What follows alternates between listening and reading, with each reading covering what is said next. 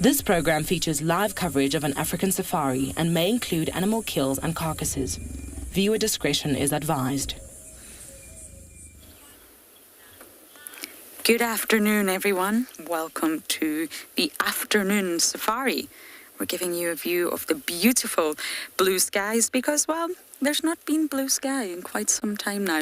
The sun is finally out and we are here to enjoy it. So it's that time of day. You need to put your seatbelts on because it's your live safari through the African bush.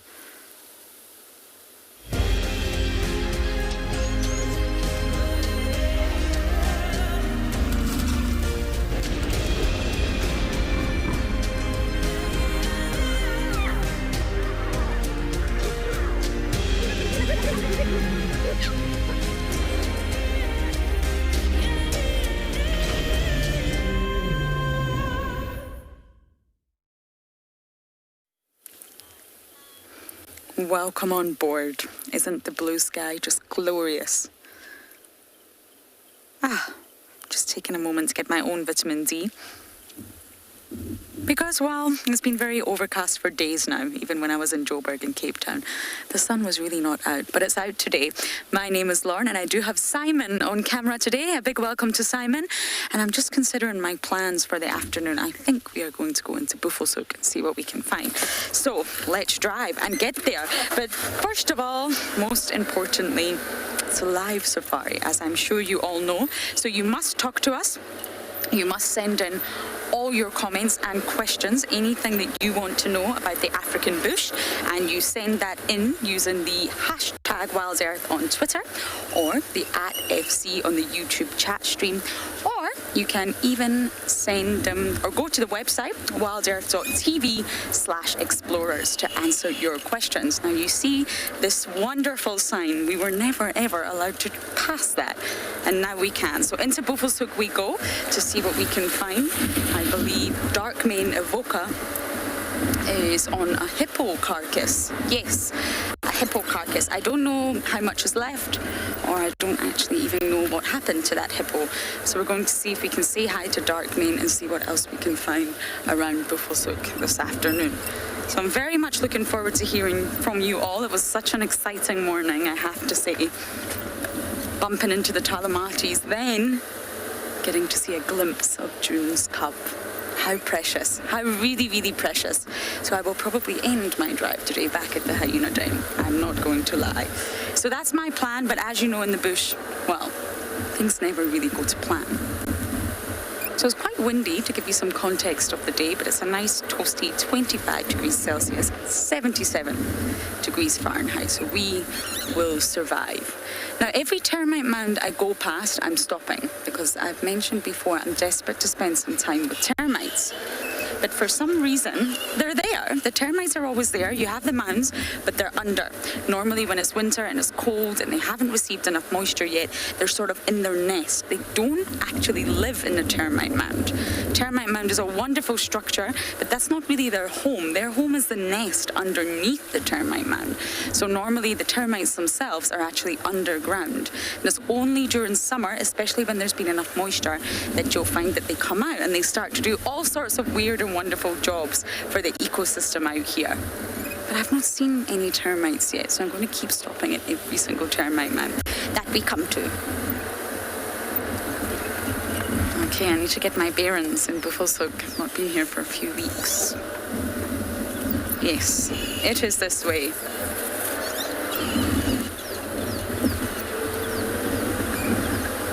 Rosalind, you are asking me a question, and I shall get that repeated one more time. And then I shall answer it for you. I don't know Buffelshoek too well. We do travel with a map. Like this. Sometimes we drive like this. Sorry, Gwen, I am not understanding you at all. What's something at Juma? I'm not doing very well today. The camera's on me. The pressure's on. Highest temperature. Woo! Third time lucky. I don't actually know the overall highest temperature throughout the years, but I know last year we were pushing around 44 to 45 degrees Celsius. Now, I don't know what that is in Fahrenheit. My brain doesn't really work in Fahrenheit, to be honest with you. But last summer, we were pushing temperatures of 44 to 45 degrees Celsius last year.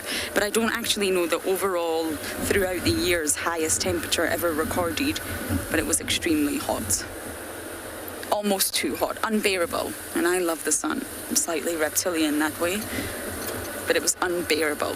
And I remember a time in Maldives, we were having something that was called equinox, and the temperatures were so incredibly high that every member of staff was actually given a candle, and you kept that candle outside your bedroom, your sort of the house that you lived in, and if that candle melted, you know that the temperatures were far too high and you were not allowed to sort of go outside that day. You were to stay inside. If the candle didn't melt, then you know that the temperatures were okay to be outside. And they didn't melt, so we went outside. Okay, I need to focus on looking for some animals.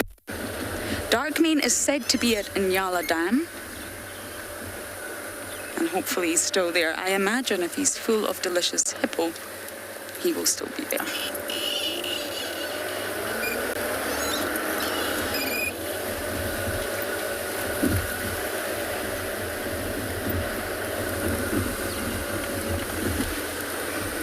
Avatar, the rarest animal. In Djuma, I can only really speak for Djuma. I would say one of the rarest animals, there's many across the different groups, would be an aardvark. One was seen not so long ago, believe it or not, on Buffelshoek, but it's not a common occurrence to see them. We see signs of them, we know that they dig into the burrows and the mounds, but we definitely don't see them. Not like swallow, at Porcupines are quite rare. Marcel Davy and I got very lucky one night with a porcupine sighting, but they are also incredibly rare. And pangolins, we do get pangolins in this area, believe it or not. One was found on a property called Shelley's not so long ago. But again, it's few and far between. What other animals are incredibly rare? I would say they're probably the rarest species that you would find out here. You would have to get extremely lucky. And of course, they're primarily nocturnal. And it's not that they come out when the sun sets and stay out all night. They have a specific window of time. I see you, Impala. How can I position for you? So they only come out at a specific window, let's just say from 1 a.m. Can you get them from here, Simon? Maybe I'll go forward just a tad. And maybe they go back inside at about 3 a.m. Hello, Impala. There's actually a giraffe in the background there as well. Way in the distance. We've managed to find 2 different species. Oh. Are you males having a standoff? The male in the background doesn't look too sure. He's also urinating, I think. Or the other one, I can't quite see.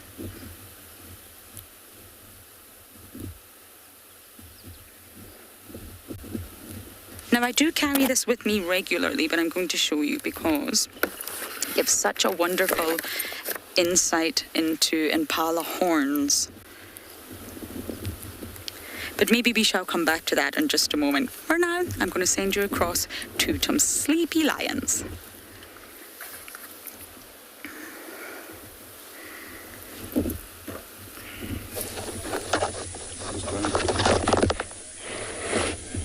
Good afternoon,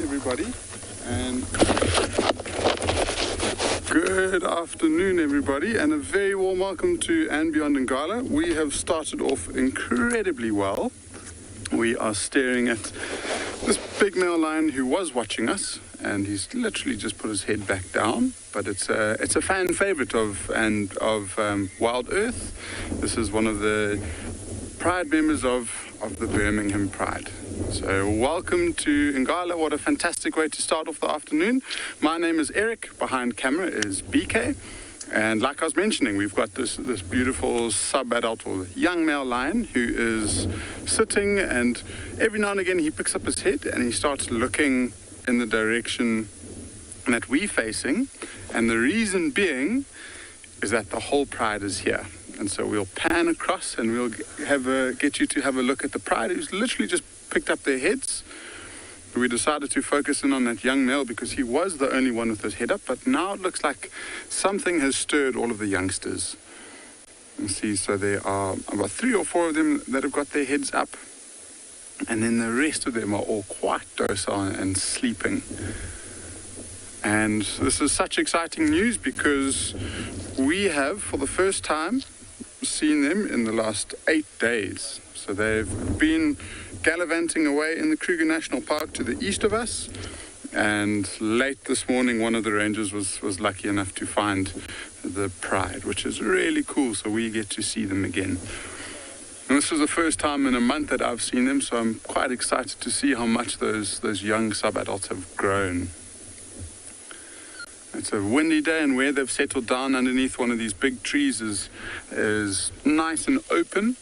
And before we got here, we had lots of wildebeest and impala that were slowly grazing through this area. So I think that might have been something that just sparked their interest. They might have smelt or heard or seen either an impala or a wildebeest in the area. But it seems like it's still too hot, too light, and they are all going back resting and just enjoying this nice cool breeze for a change. As we start panning on left, you'll see more and more of them. So those are all of the sub-adults. And then there are the 2 famous white lions of the pride, and they're right next to 2 of the adult females. And somewhere in there is one of the dominant males of the pride. And I think it's the one on the back left-hand side, if I'm not mistaken. You might just be able to see behind its ears and on top of the head.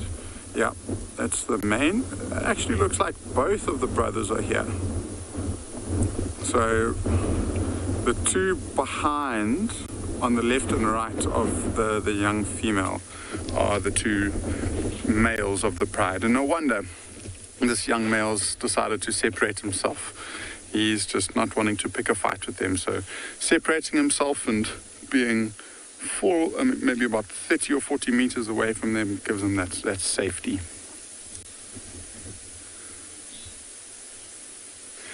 And so we will hang around here and see if any movement does happen. But in the meantime, Matt has got another spotted cat, so let's go see what that is.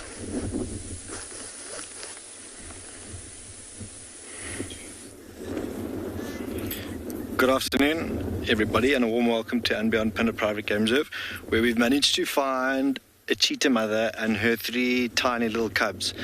It's the same ones that DURELL managed to find the other day, and we this morning saw them briefly cross the road, and Mom was looking quite hungry with a relatively thin belly. And this afternoon we've come out to a similar area and we've managed to find them with full bellies. My name is Matt, and behind the camera we've got Odie. And I think, we likewise today are going to do the same thing as Eric and spend a little time here and see if we don't manage to get a bit of a view of these little honey badger looking cheetah cubs. You might just be able to see their tiny little heads in that patch of shade. It is still an extremely hot afternoon here on Pinda. There's a little bit of a breeze blowing, and they found a lovely patch of shade in quite a nice open area, not too far from our airstrip, where Mom is able to see predators and other things from a distance, and if she has to, she can get away in time. But you might just be able to see 3 tiny little fluffy faces lying in the shade on the left-hand side of Mom. Linda, you are quite chuffed about the spots, so are we, and they've only just started developing their spots. These little cheetah cubs there on the left-hand side. Mom's lying away from us, but you can see a bit of a bulge in her belly, and she's panting relatively hard, which tells us that she did manage to catch something, and if whatever it was that she caught, she would have eaten it quite quickly, and the 3 youngsters would have done the same, had their little mouthful. I can't imagine that they would have had much because they are still really small, but they would have eaten as fast as they can, as quickly as they can, and as much as they can, and then they would have left that carcass, because on a day like today when it's still quite hot, it's going to start smelling and attracting the unwanted attention from things like hyena, maybe yesterday in the same place on the airstrip. We saw 2 jackal, and even at that age, jackal might give a mom like this with such young cubs a run for her money. But amazing to see, and they do still have that very distinct sort of black and white coat of theirs. It's still quite tricky to see because they are lying in the shade. But as it starts to cool off, she might get up and move around a little bit more. I can imagine this is going to be on everyone's agenda this afternoon. That's driving guests from around the lodges. But we are in no rush as of yet. We are ahead of the field today. So we can wait a little bit and see where she ends up if she does move. But it is still quite hot, and I can only imagine she'll move a little bit later on. The youngsters might get up and have a little bit of a reshuffle if their bellies are full to adjust that. If the sun starts dipping down a little bit more, their shade might disappear, so they might have to get up and move again. But this breeze is very welcoming this afternoon. It was a really hot morning. And with a bit of a breeze that we've got going now, it's cooled it down significantly.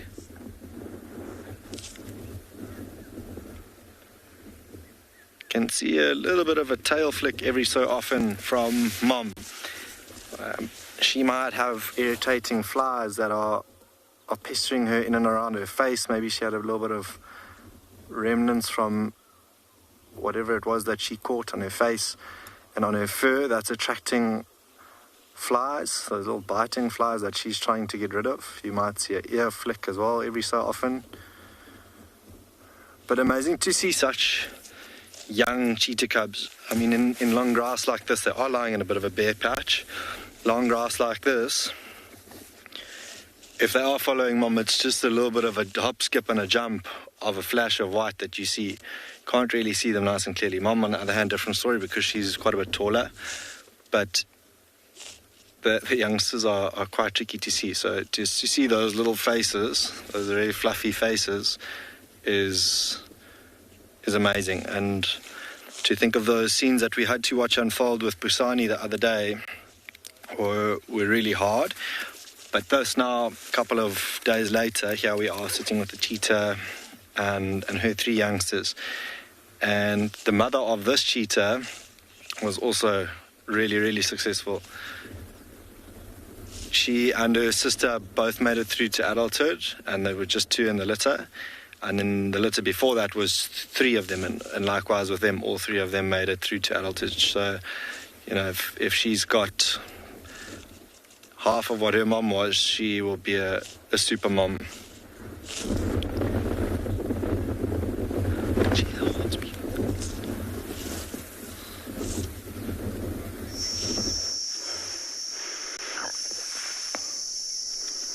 Good afternoon and welcome to the Kalahari Twalu with myself, Deirdre, and Darby is still with us on camera. I haven't managed to throw him off the vehicle as hard as I've tried with my driving like a terror, but we've just got this absolutely beautiful vista.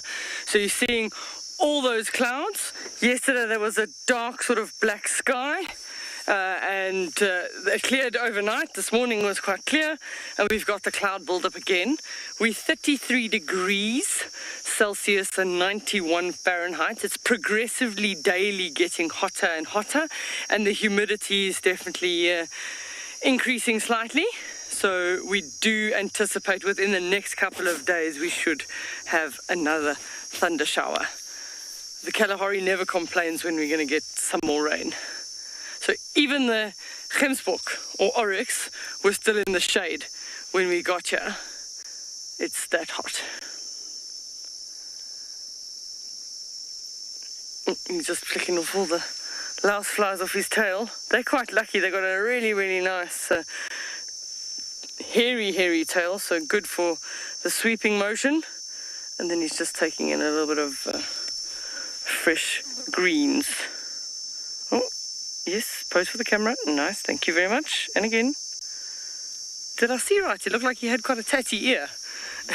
So, maybe, but sometimes from fighting, you will have animals that don't necessarily have, or their ears have been torn in a fight. No. No, I don't see it. Just a really, really nice scene with them there. At least 4 in a group there, mostly females.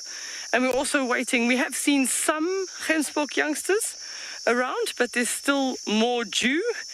And they'll be very similar to the springbuck in that they'll hide their youngsters, feed in the area, and then go and suckle their youngsters for a couple of weeks before the youngsters are old enough, and then sometimes even leaving them in like a little nursery group, a couple of youngsters together while the adults are feeding, and then when the calves are a bit more mobile, they'll actually start moving with the herd. But just look at all those clouds. It's like the promise of rain. All the farmers out in these areas just look at those rain clouds and they're just very, very hopeful. But the rain doesn't always land on everyone's farm all the time. We even have it here at Tswalu that the rain can be quite patchy. And it does tend to, I don't know if the mountains have a big effect on the rain, but we certainly do find the strip along the mountain range throughout the sort of middle and eastern side of the reserve does tend to get slightly more rain than out west in the dunes.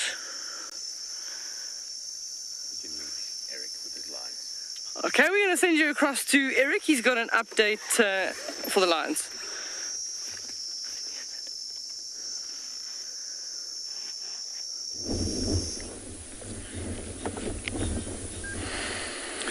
Not too much has happened apart from this young male in picture standing up and moving, and I think he couldn't help the temptation. There was a nice big herd of impala that was moving through these open clearings, and all he did was stood up, and that movement alerted those impalas, which, I mean, look how, I'll move my head, look how far away they are from this sighting that we're at the moment. So they're a good few hundred meters away, and look at that one is still fixated. It spotted the movement, identified it as a lion or a predator, and the whole herd for about 3 minutes was just alarm calling at them.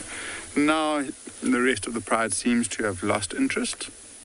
But it goes to show, I mean, the wind is blowing from the impala to the lions, so those impalas were completely dependent on their eyesight, and all it took was one little bit of movement. The impalas picked up the heads, looked, and now the whole, or all of the animals within this area realize now that there's a potential threat around. And so the only ones that are showing some sort of interest are the younger ones. The adult females picked up the heads briefly, assessed the opportunity, and realized that nothing too promising yet, and they've put their heads back down to rest up before they get active. But it's really cool to see some of them with their heads up.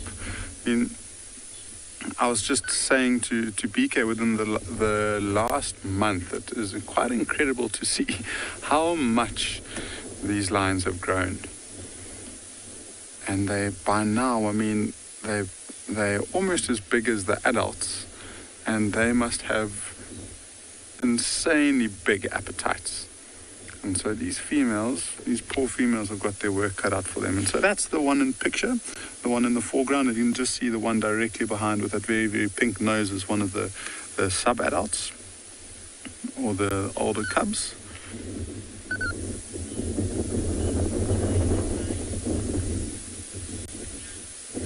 So Wu Yang, you asking the largest pride of lions within the Kruger. I don't know if I can give you a specific pride, but there have been recordings of over 30 lions within the park, and I know there's several different prides. I mean, this pride being 18 together must be one of the larger prides that we find, especially within this area. I know within the Sabi Sands region, there are 1 or 2 prides that are reaching on the mid-20s with cubs. The numbers of these prides, especially when they've got cubs, fluctuates, especially when the cubs are young and they get killed or they die for some reason. So now that these ones are mature enough, I mean, it's pretty solid bet that they must be one of the larger prides within this area of the Kruger at least. And the exciting thing is, there's only 2 lionesses here. And so that the youngest lioness with her 2 youngest cubs is not here. And there must be a big fly that was annoying that big male, but we've got him up and he's stretching. And I wonder, look at him, he'll keep a firm eye on that sub-adult. So both of those males are now kind of watching that sub-adult to make sure nothing's happening. Nice father and son moment.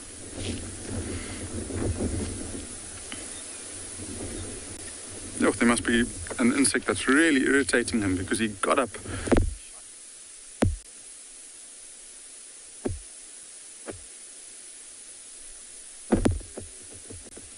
That big on the left, he's watching, and just look how majestic he looks, especially in the wind and how that mane is just blowing across his face. It really, really looks cool. So like I was saying, just before the question, there's 1 lioness that's missing, and then there's another 2 lionesses that aren't here. And it was around about this time that we saw one of the females, actually the mother of the older white male.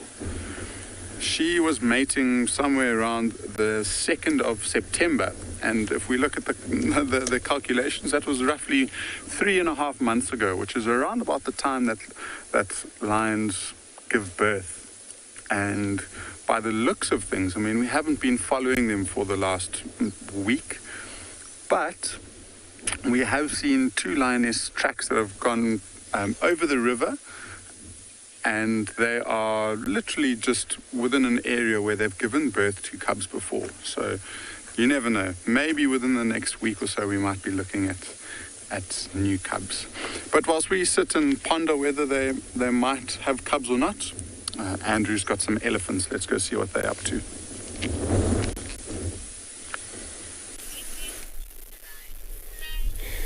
Thanks so much, Eric. Good afternoon, everybody. Welcome to Djuma Private Game Reserve this afternoon. My name is Andrew. On camera, I have Johan. So we begin our daily drive this afternoon. Come in this position of the eastern side of the Gary Dam, where we were hoping to find a pride of lions, but we come across a beautiful herd of elephants that I think they have drank, or they haven't yet, but looks like they're moving slightly east from their watering hole at the moment. And this is how we're going to be operating around here. The temperature for the day today is 25 degrees Fahrenheit and 77 or 25 degrees Celsius, 77 Fahrenheit. This is how we stand on our temperature for the day. Of course, such elephants, they need a lot of their own time moving around in and out of this area. It just actually recently rained, so it's quite a bit of for them, nutritious on grasses, also plants as well.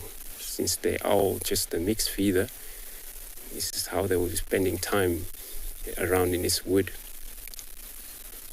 Remember, we're coming to you live, so you can join us by bringing the question on Kids Question at worldearth.tv. Also, the adult, always hashtag worldearth, also at FC, and worldearth.tv/explorer. Those of you who haven't yet joined, or you can go in there, sign up, so in order for you to be able to participate on our live show in this area.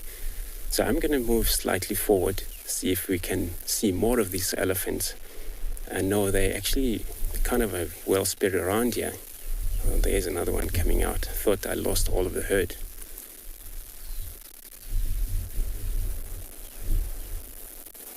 But they would be actually leading exactly the direction of the matriarch, where she's leading them to.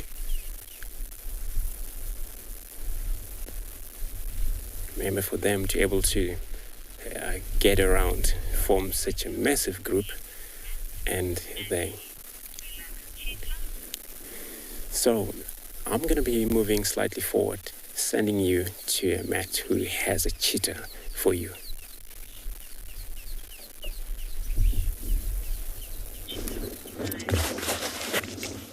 Welcome back, everybody. We managed to have we've just changed our position slightly here, and we've got the most incredible view of those three youngsters who, also like Mom, I've managed to have a thorough scan now with the binoculars, have bellies that are bursting at the seams, which is very encouraging. Mom as well, you can see her with her mouth open, panting. The youngster right at the back is resting its head on its sibling as well. I'm not sure if you can see that, but it's got its eyes open and it's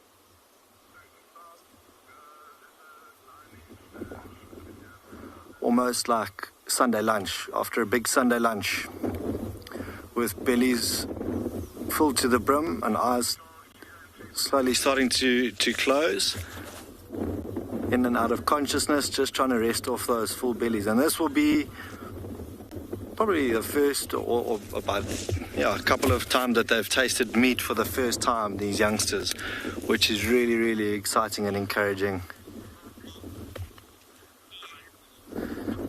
Diego, you're asking how long the youngsters are with Mom. Typically around 18 months to 2 years, but probably closer to 2 years. And these youngsters are only 3 months old, so they've still got quite a while to go before they are independent. I mean, this is only the first couple of times that we've seen them, so we're not even sure of the genders of the youngsters. If there are 2 males and a female, the 2 males will stick together eventually when the day does come.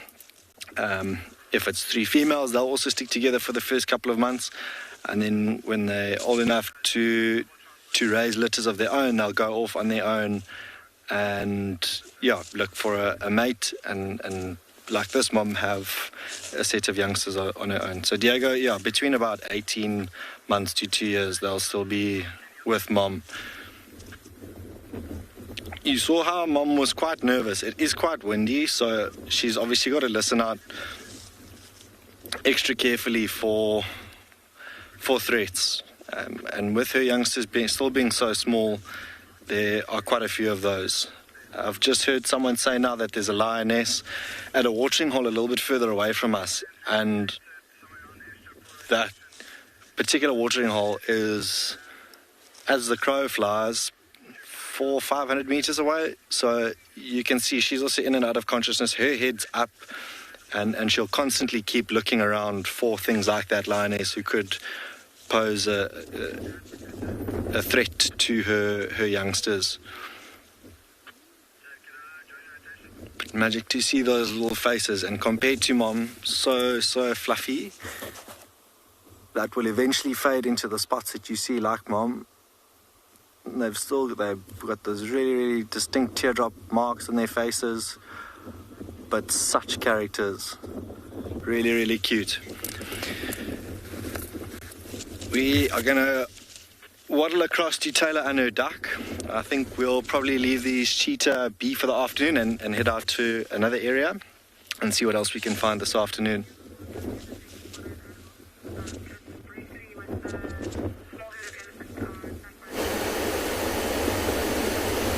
Can you believe it? We're actually not at a dam this afternoon, but in fact a wallow. 2 matching wallows called twin pans, where we are watching a pair of knob-billed ducks. My name is TAYLA MCCURDY, and on camera with me is Sebastian Romby, and we're here at Piedlands Conservancy, which is part of Baluli Game Reserve and the Greater Kruger National Park. Now, like I said, normally you either see us at Leopard Dam or in Ndlovu Dam to start our drive off, but sadly no one was around. So we thought we'd visit another watering hole where there was a pleasant surprise of a pair of knob-billed ducks, which I haven't seen for a while. Actually, I lie. I have seen one fly over in Ndlovu Dam not too long ago. But we don't see them particularly often. Now, that's the male that you're looking at over there. He's quite easy to tell the difference because in breeding season, he's got this very inflated knob on the top of his bill, which you can see quite nicely there. They're just trying to hide out from the wind at the moment. And then the female, she's smaller in size. You see he's quite blurred bloated and out at the moment. She's huddled down, keeping out of the wind, but she doesn't have that sort of knob on her bill, so you can tell them quite easily apart. But they were in the water not too long ago, and it looked like the male was performing a bit of a courtship. So I'm hoping that they do get back in and do that, because it's quite fascinating to see how he chases after the female, keeps his tail raised away from the water. It's quite spectacular. But one of the prettier duck species that we see in this area, I mean, you can see now as the light is hitting his feathers, and that beautiful iridescence is just coming off in the form of purples, as well as some nice sort of greens. He is a very, very pretty bird. And a few dragonflies, of course, as you will often find around the watering holes. But this is just a little pan. It's actually quite popular with the elephants and the buffalo. They love it here. And we've often tried to do a few segments, so I'm really happy that we're live in and around this area. But unfortunately, very overgrazed, as you can imagine. And you can see they're nice and full. So yesterday we had 55 mils of rain, which is quite spectacular. It means that Ndlovu Dam is topped up, so is Leopard Dam, and all of these mud wallows, which is going to bring about quite a bit of life. Right, I wonder if it is as windy in the Sabi Sands with Lauren as it is here at Pridelands.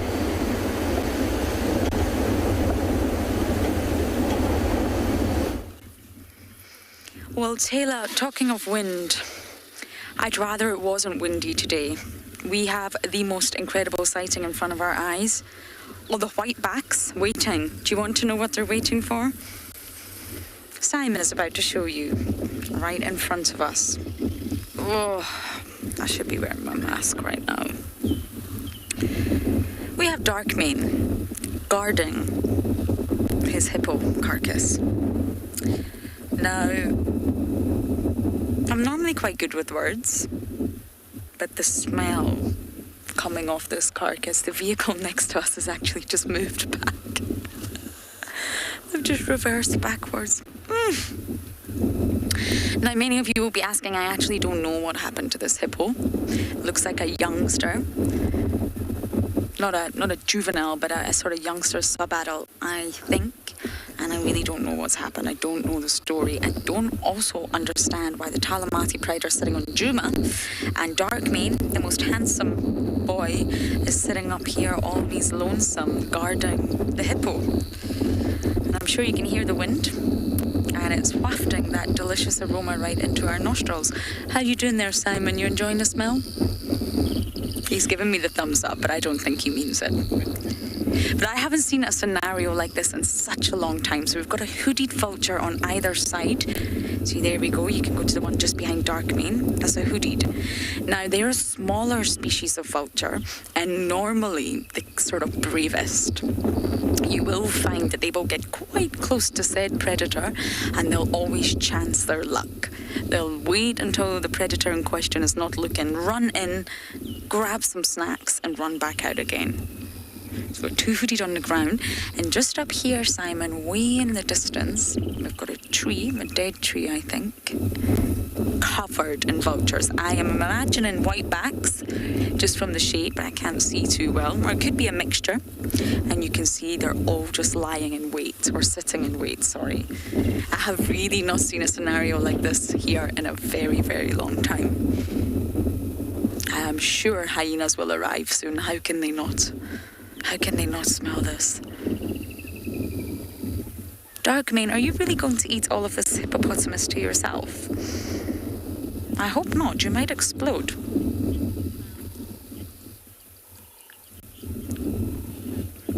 Cameron, for me, absolutely not. I will not be eating the hippo, not just because I try my best to be vegan or vegetarian, but because it smells awful and I have no desire to, but I know you're not asking about me, you're asking about the predators. And yes, predators will eat the most rotting, decaying flesh that you can ever imagine. They have a really, really strong stomach acid, so it means it's really low on the pH scale, which means it's extremely acidic. Acid is low, alkaline is high, and it will literally blast anything that comes in terms of pathogens and bacteria, and it won't allow it to pass through the gut and then enter into the bloodstream. So hyenas have got the strongest of all stomach acids, believe it or not, but most predators are well equipped for dealing with decaying carcasses, such like what we have in front of us.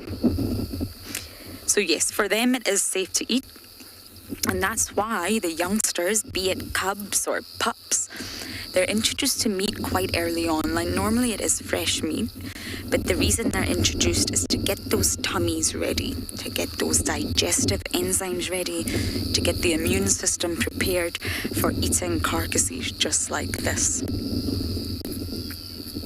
Look at it, frozen in time. Dark mane is not going to move. I have a funny feeling he is going to be here for a very long time.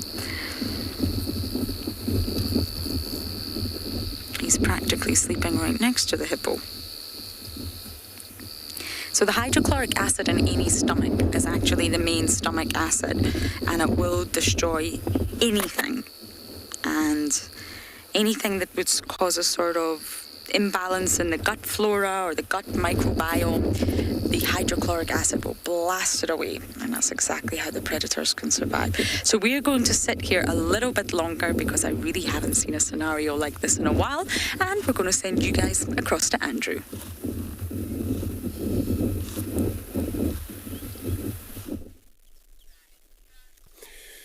Great idea to stick around where there is a lions. Hopefully they get up to do something. I decided to follow a little bit on this herd of elephants, but they keep on and on moving further away from us, and they seem to be all scattered all over around us. I think this is all about now feeding, finding a lot comfortable of themselves. When they all spread around, but they're still within the same group, that it works a lot better for them. They need a lot of amount of food for each, and they can't be all together in the same place. It's actually quite a lot of the bushes, but you can see a few of them, or another one right close to that. I think that's the other one that was going. I've seen a lot of females in this group, and this is what forms a nestling herds, where the males, they come independently, but also form group, comes as a bachelor group of up to 4, anything from 8, possibly 12 bull together, all different age, unite out there.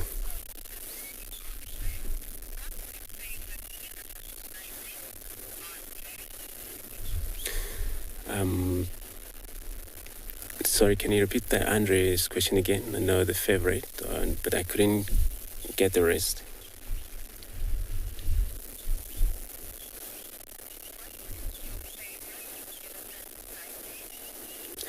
Andre, good afternoon. So, you want to know my favorite part of the elephants? Well, herds of elephants for me, it's my favorite, where you're able to, witness a lot of movement and interactive they're doing amongst the group, where the young one have a lot of time to play, a lot of energy, can mark charge to one another, but at the same time, the adults would be stationary sometimes, depend on the herd. Some herd, they don't really want a young one move around in and out of their position so much, is they don't trust the well protective animal. But yeah, the herds of elephants, they're pretty much my favorite. They're just like a mongoose, dwarf mongoose. When you look at these animals, they always do something. Monkeys, same thing as baboon as well. They're not actually bad animals to spend time with them and just to see how they interact. Even though they don't feed, sometimes they will be able to do something else differently.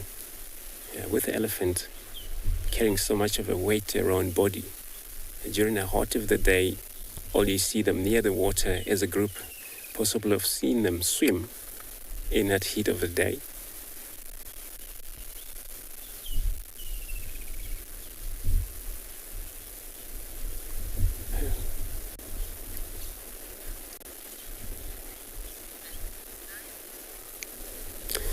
So I'm going to be leaving this herd of elephants, sending you over to Eric. these lines.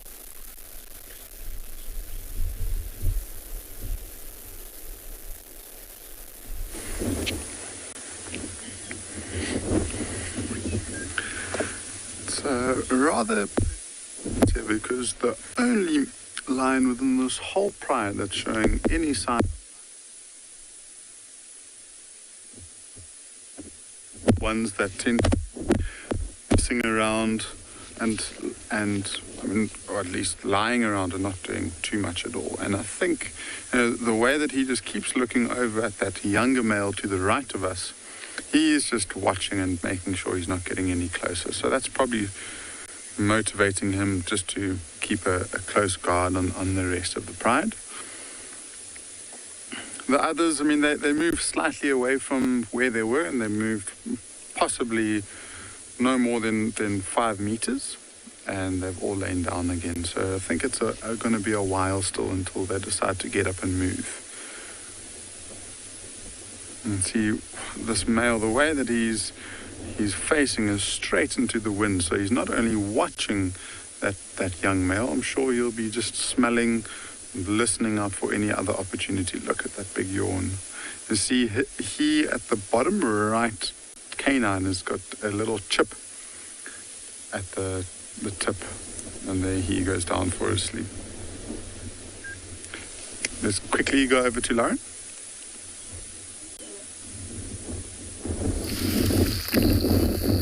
Now Darkmane is fully settled here, but the vultures are not. The hooded vultures keep coming in. Oh, sorry. Wind, it would be very delightful if you could stop blowing, please.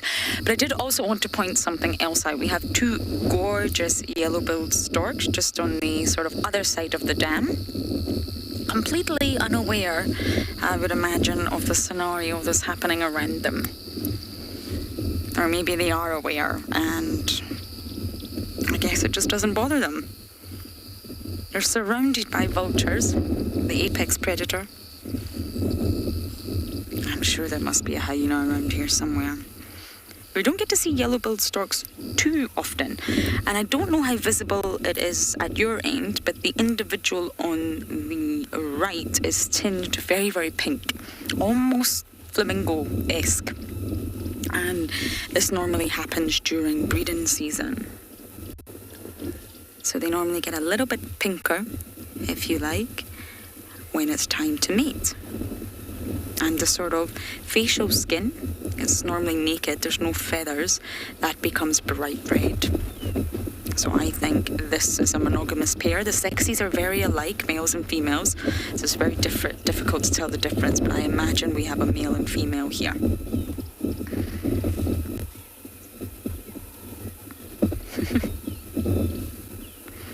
They look like they've got a giant ice cream cone stuck to their face.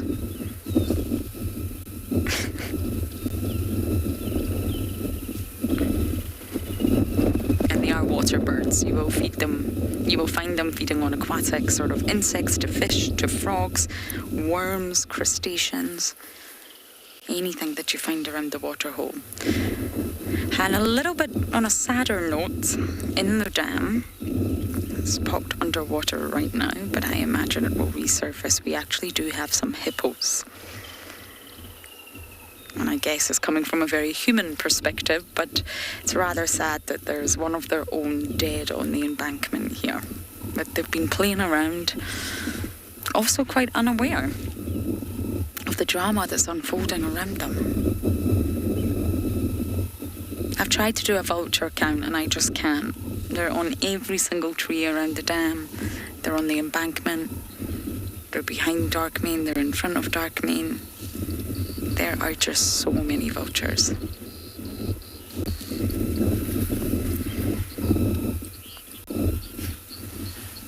Sam, I don't think so. As far as I know, the yellow-billed storks have never been seen feeding on carcasses or carrion. They are carnivores. They do eat other animals, be it insects, be it frogs, tadpoles, worms. That's other animals, so they're classified as carnivores.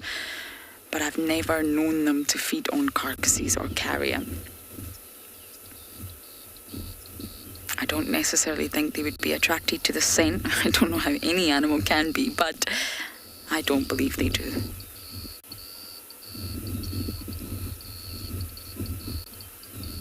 Having a very good groom here. Or preen. Preen is the correct word for birds, not groom. Apologies. But there's absolutely no way that this smell will not attract others, especially with the wind. Other predators are going to pick up on this scent. They must. And there's a lot of meat, from what I can see, left on this poor hippo.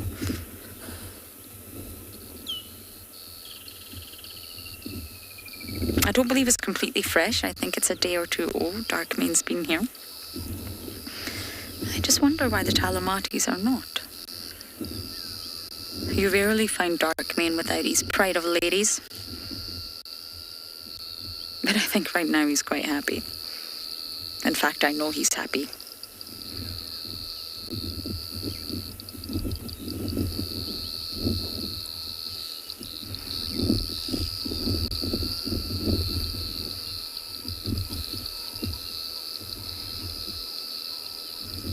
Look at that very attractive angle.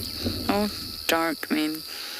We may try to reposition a little bit, avoid the hippo and try to get a place. But for now, we're going to send you to Swallow to see some birds with Deirdre.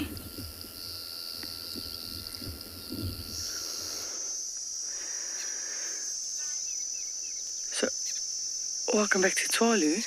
As we were driving past, we just heard this little cheep, cheep, cheep. So I stopped and I said to Davy, there's a chick in that tree somewhere. I don't know what bird it is. We've just got the chick here. When it turns sideways, hopefully it turns sideways, it's actually begging for food. The only two birds, we saw two species of birds fly out from this direction. One of them was a wattled starling, and the other one that flew out was a crimson-breasted shrike. So, I can't tell you who's the parents, but a very, very cute chick indeed. But he is, other than cheeping probably for getting some food, he is also excessively hot. He's just holding his beak open and he's panting quite heavily. Birds, sometimes you'll see that sort of, they have a gular flutter. Their throat will actually flutter left and right. Or left and right, listen to me. Flutter sort of in and out to help them lose heat. But he just got to, oh, he's gone back to sleep. He's just closed his eyes. So I don't, Mum, oh wait there, Mummy's on the top. Mummy's just come food. So we just watch. Oh, it's a chat flycatcher, a Mariko flycatcher, and she's got food in her mouth. It looks like she's got, I want to say, a praying mantis of some kind. That makes sense. But then, wow, that's a very big chick. The chick is still there. I think, sure. I think if we just stand still, we're closer to the chick at this stage, and the mom flew in just above, and she's got food in her mouth. So she'll generally see if we're a threat or not, because she doesn't want to give the position of the chick away. In case we're a predator, she'll rather see up until she trusts us, and then hopefully comes in, similar to what that starling did this morning. So it is just the season of plenty. A lot of birds are either sitting on eggs now, already feeding chicks. Some chicks have already fledged, and that's just because it's the right time. There's lots and lots of insects available. I think we're just going to grab another look at that chick, and then I think we should actually move on, because we're preventing her from getting to the chick. She seems hesitant to bring the chick food because we're actually a little bit too close. She's got to fly in and over us in order to feed her chick, but she doesn't want to give its position away. So how beautiful is that? You can see we were talking about what are called the palatial spots on the gape, that yellow area. When the bird opens his mouth, it's basically a sign that just says, deposit food here. We're going to send you across to TAYLA, who's got something interesting to show you.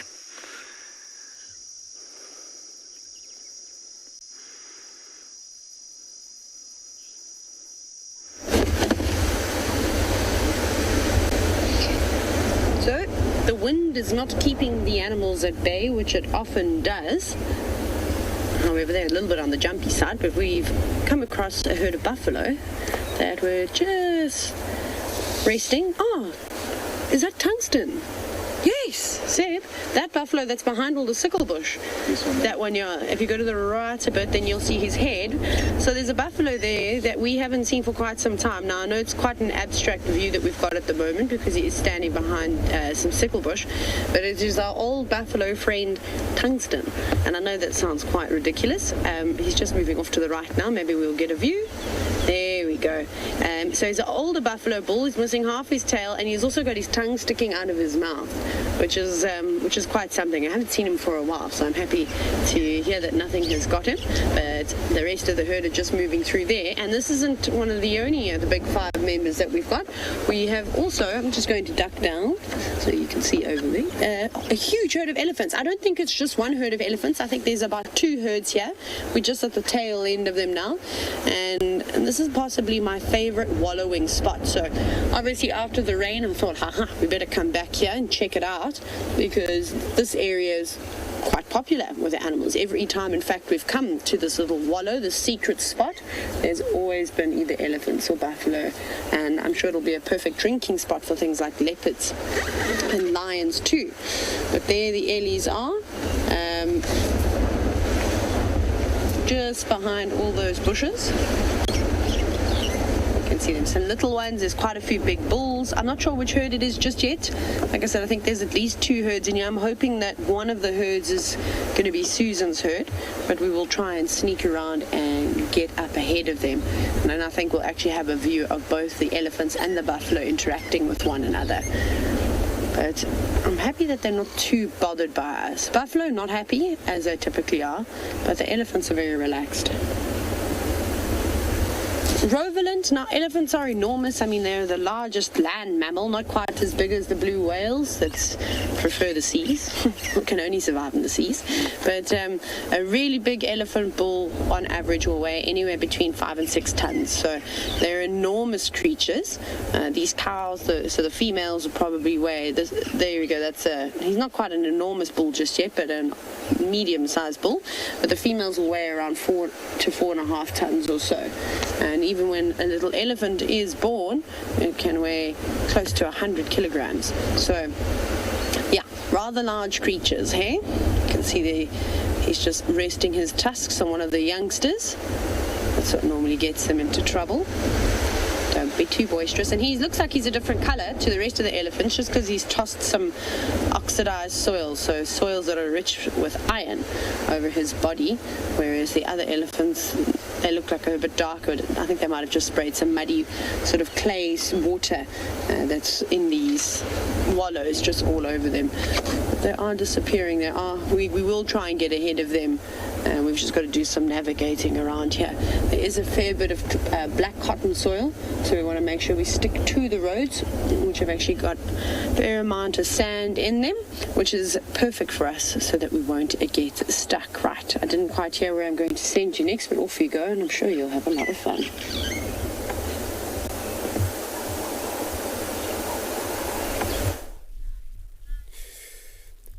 Great.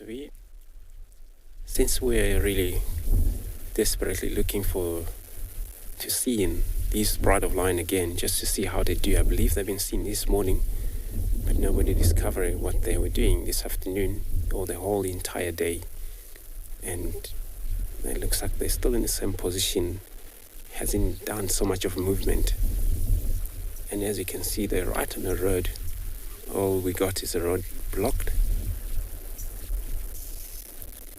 Probably finding it a lot comfortable just to lie on the road where it's quite open, where the temperature of these mix of a cloud and open sky and the temperature low for them, it's really cool.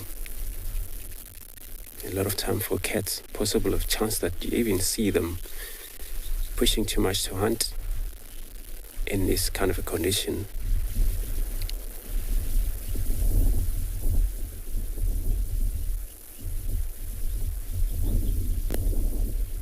Yeah, the water's not far away. We're just out inside of a Gary Dam at the moment, so anytime they're thirsty, or they're just going to go drink, they're probably going to do that. I don't think soon, maybe later when there's dark take places.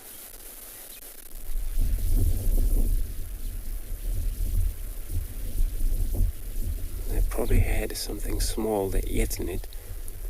Some of their stomach is a little bit of expand. Probably whatever it was done, and I don't think it was a big thing there.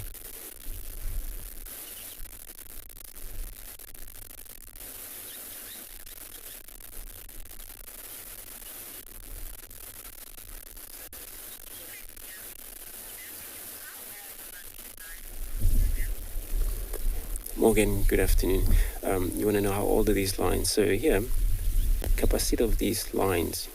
Now this morning we're seeing 14 of them. Now we can count at least 12. Probably more of them there. We've got a lot of grasses. We can't see more of them. But a capacity of 5 adult females, which these are all fully grown. Oh, look at these females. She probably had a cut and looks fresh, probably maybe a few days ago.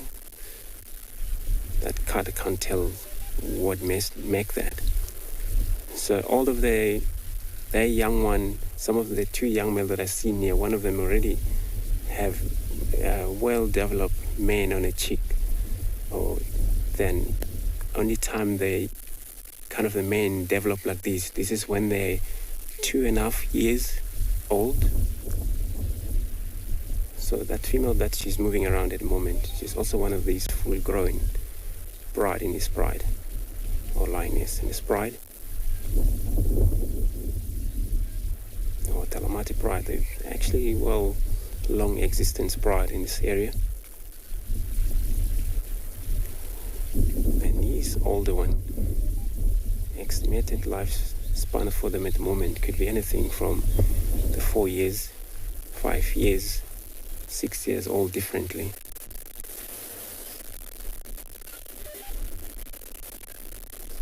But it's great that we seen made it through all these old years around in this area where there's a lot of challenge happened.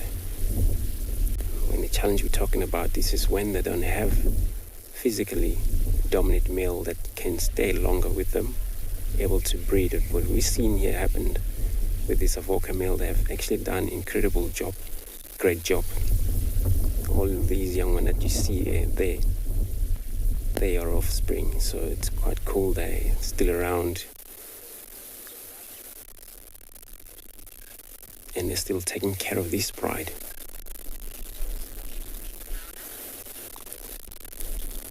So yeah, they're still taking care of this bride. And then again, when it comes to this stage, you'll probably sooner see kind of a lot of a challenge for these males to be able to check on this female status and reproduce again. And the gestation period, 110, 115 days for such a cat to deliver the baby.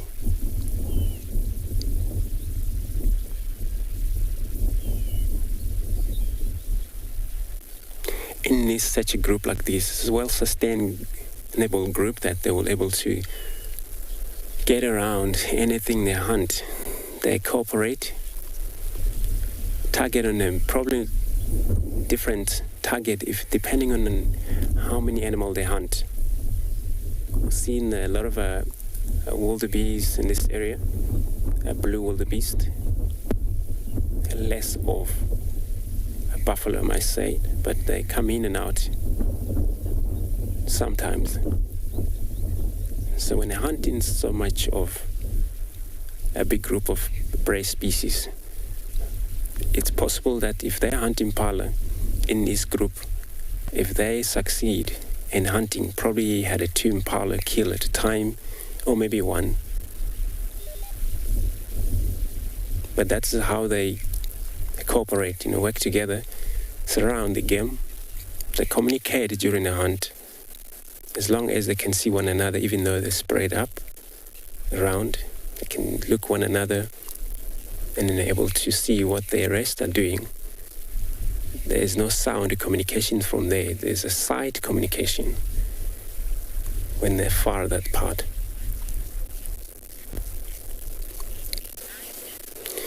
So I'm going to take another moment.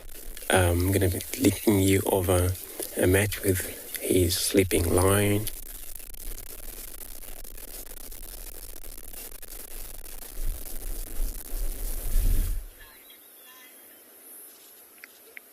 Welcome back, everybody, to And Beyond Panda. We're with one set of sleeping lions. We are with another. This is our mom and her 3 sub-adult male, not so much cubs anymore, but all like those cheetah we saw earlier, trying to tuck themselves away in what little shade there is on the banks of this dried up watering hole. There is a little patch of water further back behind them, which we've just watched, heard a buffalo walk away from, and just waiting to see if anything changes here. But it is still really hot here, and we're just waiting to see if they move when it gets a little bit cooler, or if anything else comes to join them at the watering hole. I know the guys have had quite a bit of luck here at this particular spot with elephants. This is where DURELL saw those 2 big male lions come and drink the other day. So we're really hoping that something comes to either disturb this catnap that you see going on here, or change these very docile sleeping lions at the moment. Actually quite tricky to see which is which with the way they are lying at the moment. Almost looks like mom at the bottom there. Have a quick look with the binoculars.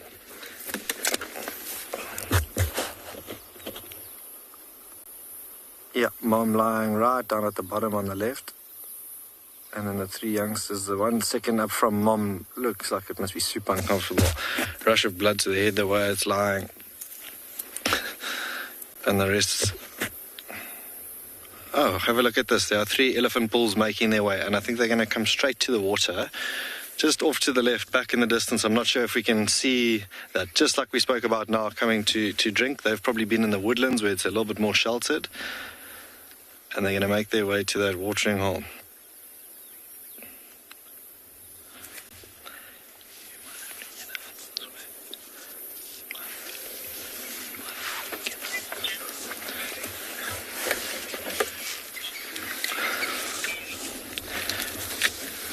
Mary, you're asking how much a lion can eat into a day. Fully grown male lion can eat at around about 25 kilograms in a sitting. But I was actually chatting to Damon about this the other day, or he was on this morning, and he read that it was a domestic lion that ate just over 50 kilograms of food in a sitting, and one can only imagine their bellies are bursting at the seams with 25, but this particular chap after 50 must have been massive. But yeah, what I know is the 25 kilograms. I've never personally asked a male lion how much they eat in a sitting, but I'm going to creep around to where those elephants are coming to. I think they're going to have a bit of a drink, maybe throw some water on their heads at that watering hole. You might be able to see the buffalo as we pass through this area now as well. And absolutely spoiled for choice. We haven't received the rains that we were expecting just yet. So everything still congregates around the watering holes that we've got, or that still have a little bit of water in them.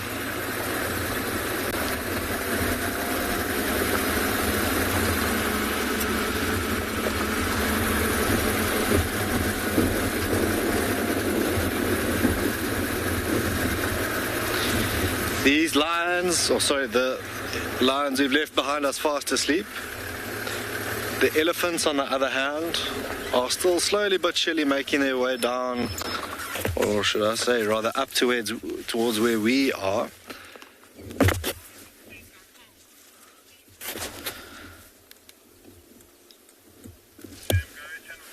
So let's see what happens here. The buffalo, there are a couple of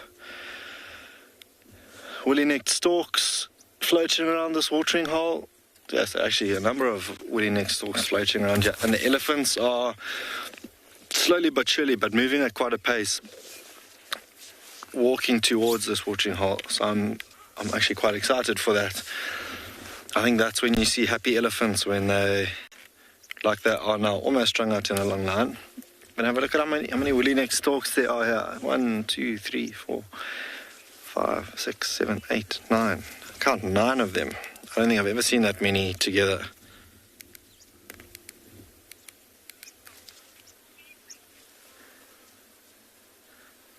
A couple of them grooming themselves. You might be able to see the buffalo that we are talking now in the distance as these woolly-necked storks pass by in the foreground.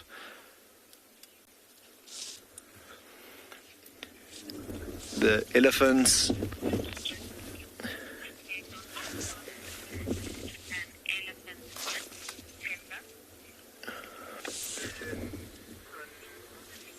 now that I say are slowly but surely making their way here, have paused briefly. Maybe they found something sweet at the bottom there that once held water, a little bit more nutritious than the rest of the grasses and the likes that are around here for them to choose from. One at the back slowly bringing up the rear, but everything, a couple of blue wax balls here at the water also coming down for a drink. And this is one of the spots where we filmed orange-breasted wax balls before, which are also same family as the blue wax balls. Really, really pretty little birds.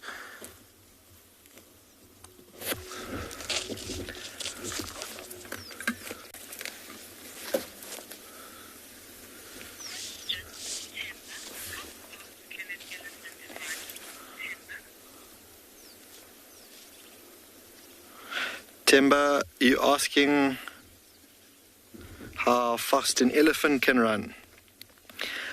I'm not sure if you can see these three walking at a bit of a pace, but when they, well, at least a family of them with matriarchs and calves and the likes, you will see them bobbing their heads up and down and moving at a serious pace, roughly around 40 kilometers an hour.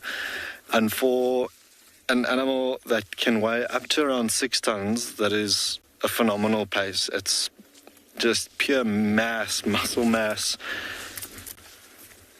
that you see bobbing its head. But yeah, around 40 kilometers per hour. They've all slowed down now, but I'm sure eventually they will end up at this watering hole and put on a bit of a show for us. It's still a really hot afternoon. They probably would have had a drink this morning sometime and then ventured off into the woodlands where they would have picked and eaten, browsed from trees and the likes and there. And now they've slowed down a little bit from when we first saw them. But yeah, like I said, they've probably found something nice to eat where they are at the moment. I might just creep. I'm not sure how your view is there. Owen, if you're right, stay here for now. But they don't look like they're in any hurry for the time being.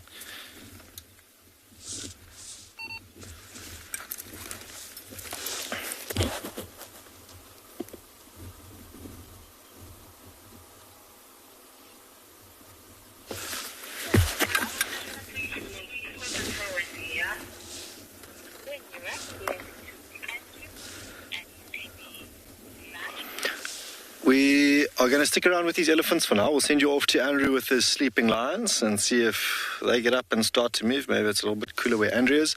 But yeah, I'm going to see if these elephants don't come and join us at the watering hole this afternoon. We might see a little bit later.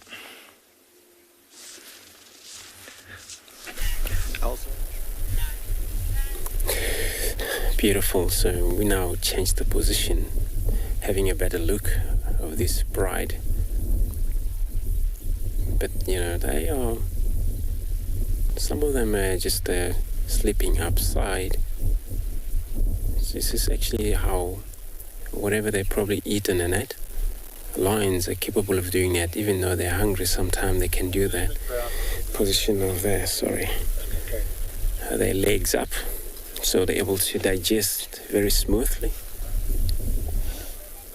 But this one, I don't think they were able to do their movement or make any of their movement right now.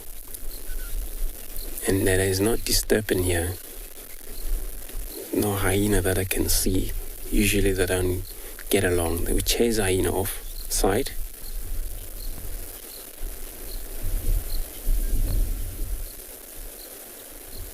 So now we count all 12 of them here. It's probably more around. Oh, it's only those.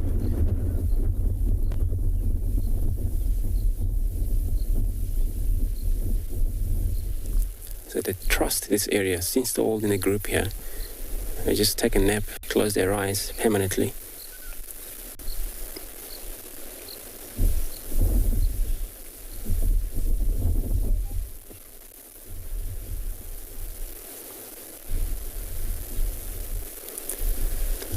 And they give birth to about 1 to about 3, 4 youngest. And that females always hide their cubs away when they're very new. So they are very safe and they're covered in one of these curved rock or thicket. Spend time there when they're newborn. They kind of like don't see well when they're born until they're a couple of weeks later on. They can able to see again. So I'm going to take another moment here, see what these lions do. Finally, I'm going to take you over to another live session.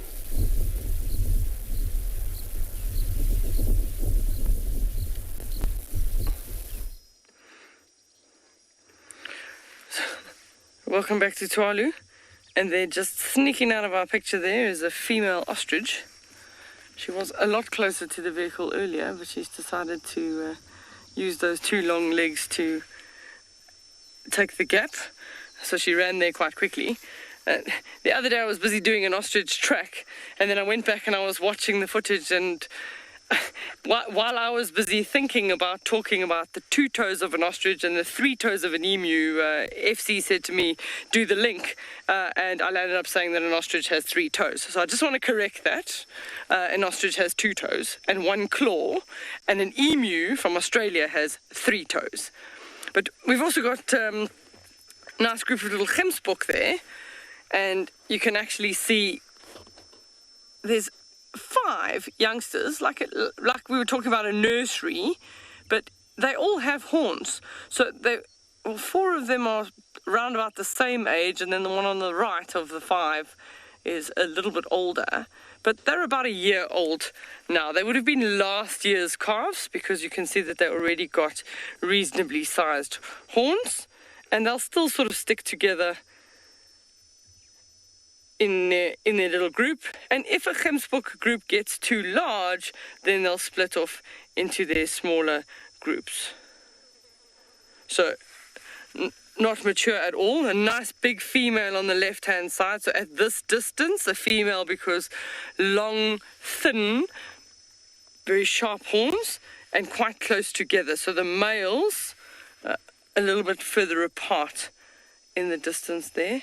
Oh, there's one of the youngsters is grooming. Oh, there's the other one grooming.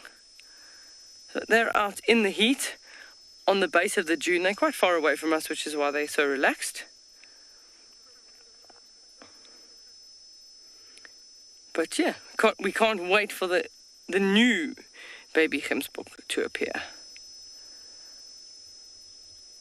Sometimes even I just saw that one scratching its nose with its hoof.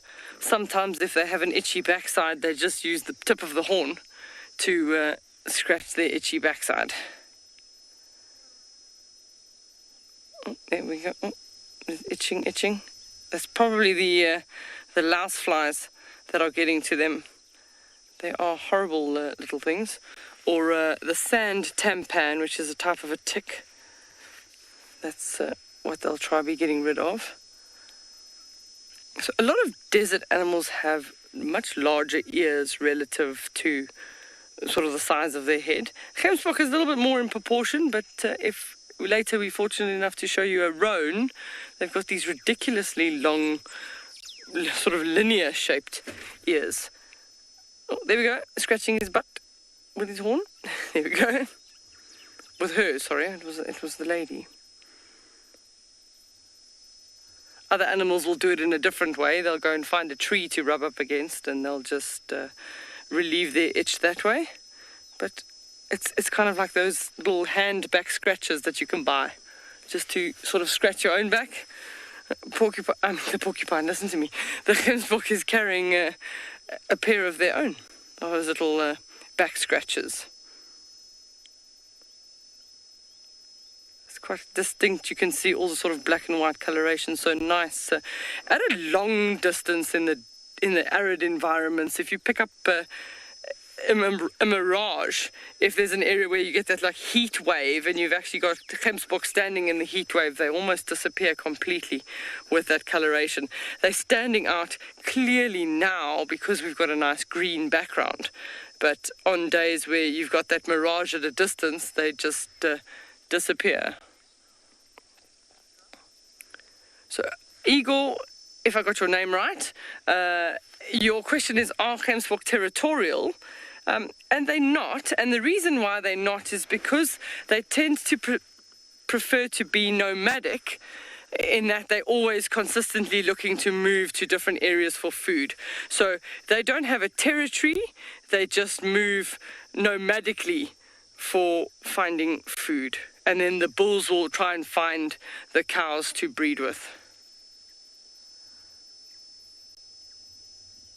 Nice. What a nice picture. So it just shows you how much longer they have to grow, because those are only a year old, and then you see the size of the adult in comparison. They're only going to mature when they're probably 3 or 4 years old. So they've still got quite a bit of growing to do.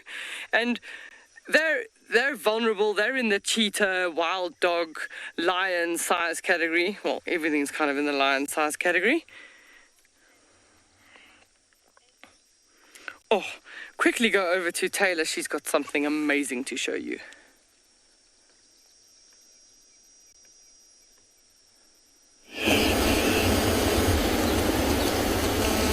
We do indeed have something amazing.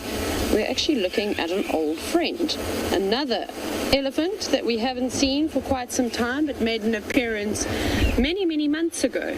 Now, if you look really carefully, you'll see that this elephant has got light-colored eyes. And around his mouth and behind his ears and even some parts of his legs have actually got a bit of pigmentation. Now, this is a leucistic elephant, although he's got very small amounts of leucism present, but you can see it, especially towards the tips of his ears, how light they are in color. How cool is that? So if you've obviously been watching Wild Earth for quite some time, you would have seen at Ngala, they have the Birmingham Pride of Lions, and they've got 2 lions in there that are leucistic. So this elephant has the same recessive gene, which causes the sort of paleness in his eyes, and then some pigmentation around his mouth, which is quite cool. But you'll also see that his eyelashes are blonde in color, and so is the hair on his tail. But right now he is very excited. There we go, you can see the blonde hair on his tail, because he is playing about with another young elephant. So this herd of elephants, I actually don't think it is 2 herds of elephants. Now I think it is just 1, because when we saw them last, there's quite a few of them. There must be about 40 individuals just in this herd alone, and then with all the bulls that are around them, I would say that we've at least got 50 elephants here, maybe even a few more, but it's really awesome. And the buffalo, they've been chased off, unfortunately, by the younger... there's that. So it's a scrub hare. Oh, I got excited. So there's a scrub hare that just ran out, but what had happened earlier is that an African wildcat came out onto the road and stopped very briefly. I'm assuming also chased out by the elephants and buffalo. There's quite a few animals moving through here. And it stopped and it looked very, very briefly at the car and then turned and ran it away. We weren't able to find it again, so I was hoping that maybe that was the second one, but it wasn't. It was just the scrub hare. Whew. All the excitement this afternoon. But I'm really happy to see this young Ellie bull. It's quite nice to see. Now, in order for an animal to have the recessive gene. Both the male and the female elephant have to carry that recessive gene to cause it. So then it's not an albino elephant. He still looks very much like a normal elephant. There's just some parts of him that are lighter in color. So it's a lack of melanin, in case you were wondering. But it's so dramatic and it's beautiful. It's one thing on a lion, but it's just something quite cool on an elephant. Quite nice if you can capture an image like that. But off they go behind the bushes. We've actually been really lucky. This section of Pridelands is actually quite popular with all the animals. There's great grazing. You can also see how sort of semi-open areas, and there come a few of the buffalo now that most of the elephants have moved off. Right, but from these elephants and buffalo, off you go across to some more Ellies that are having a drink.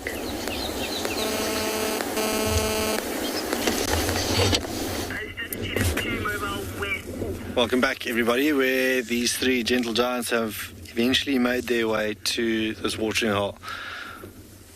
They literally haven't stopped drinking since they got here. The one who brought up the rear, he's just got his one right tusk.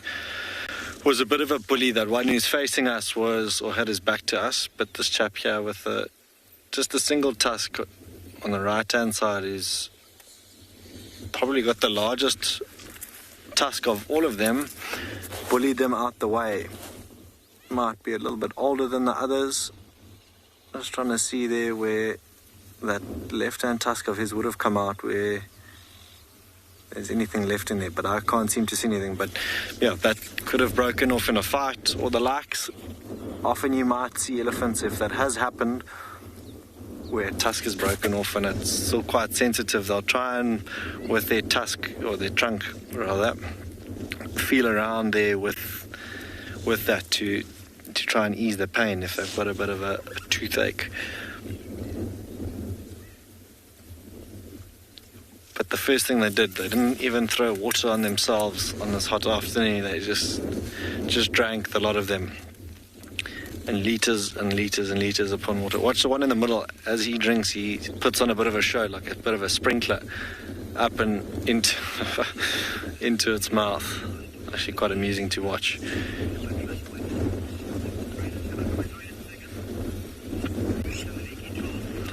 And I can only imagine once they've had their full here, they will head off probably back further down where we came from in the direction of those lions, which will be quite exciting for us. The wind is blowing from behind us, so sort of in the direction of where the lions are towards them. But if you're asking if elephants are hunted by any other animal, the only recorded cases I know of animals hunting elephants are in Botswana, where they've got those really big prides of lions who have adapted and become really successful elephant hunters, and they won't choose something as large as these elephant bulls, but maybe one that's quite a bit younger. They'll take down, and that you can imagine has quite a bit of food for a pride. But in that case, they're really up against it, because elephant bulls, matriarchs, and every other elephant in the herd will try their best to defend themselves and each other against things like lions. So it might only be an elephant bull that's on its own, just recently being kicked out of a pride, that those prides that have adapted to hunting them will look to take down and hunt. But besides them, most certainly not here in Pinda, nothing ever tries their luck with elephants. It's always the opposite way around, where elephants will flush things like lions, leopards, cheetah, you name it. They'll chase everything out and about. Just because they are as big as they are and as powerful as they are, they know they're the boss at the end of the day. That's why we give them the space that they need to walk around. We are in fact parked where they all crossed the road to get to the watering hole. So the two had already crossed, but the third took its time. We had to go a little bit further back. But just talking about paths and being on the move, we're going to head off to Lauren, who's got a hyena.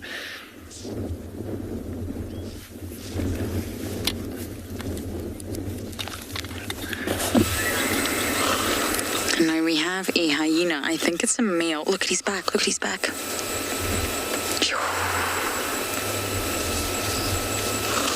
This is a male that we have seen before. Sadly, he's got up. He's got very few spots on his right side, big blotches. And the reason we're here, we're nowhere near Dark Main, just to give you all some context. I'm going to move. Simon, let's follow.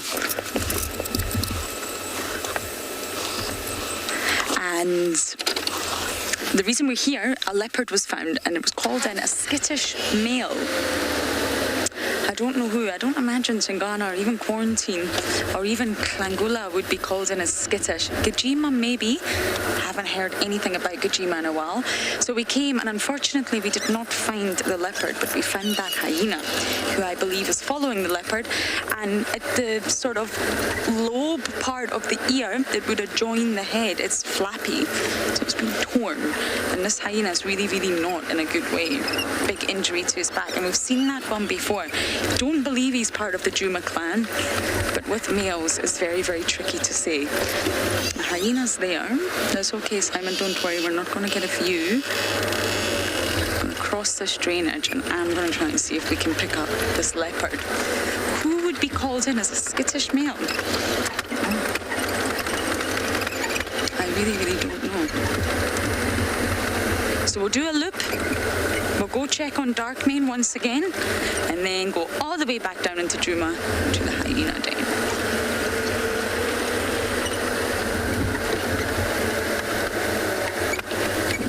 I would love to see who this leopard is.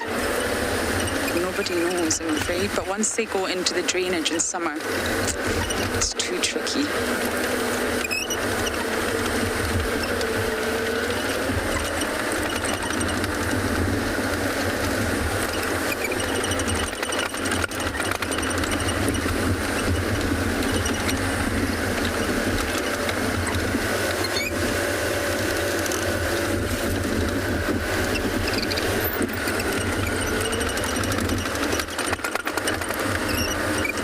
I don't know how our signal is going to fare here, but I'm going to keep moving, and hopefully we'll manage to find this male leopard and see exactly who it is.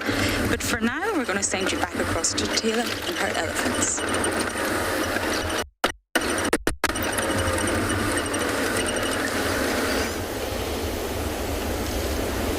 Good luck on that search, Lauren. We have found the teeniest, tiniest little elephant we've seen for a very long time. Look at it, very busy underneath Mom's front legs. Except we've got another elephant trying to steal the show. Look at this. Younger, not younger, an older elephant. Yeah. Oh goodness, it's Susan 2.0. What's your problem? You see a fairly youngster, not very happy with us, throwing a bit of a tantrum right next to the car. Are you also protective? Yes, you're very cute. Not quite as cute as the tiny elephant, but you're a lot more entertaining. There we go. You had your 5 minutes of fame. Now right back to this other little thing. Now, look, it goes right underneath Mom's belly. I mean, that trunk is still so short. Look at it. Shame. It's absolutely adorable. That can't be very old. That must only be 2 weeks old, if that. It's so small. Tiny little feet still. Like I said, the trunk is very, very short. Thank goodness an elephant's trunk is much smaller in size when it is born. Otherwise, it definitely a trip over it. See, not leaving Mom's side either. So that's also another indication that it's young. And again, an elephant that's probably between 5 and 8 years old. Quite curious, the car just letting us know that it's boss and we mustn't mess with its little sister. Yes, you're very big and brave too.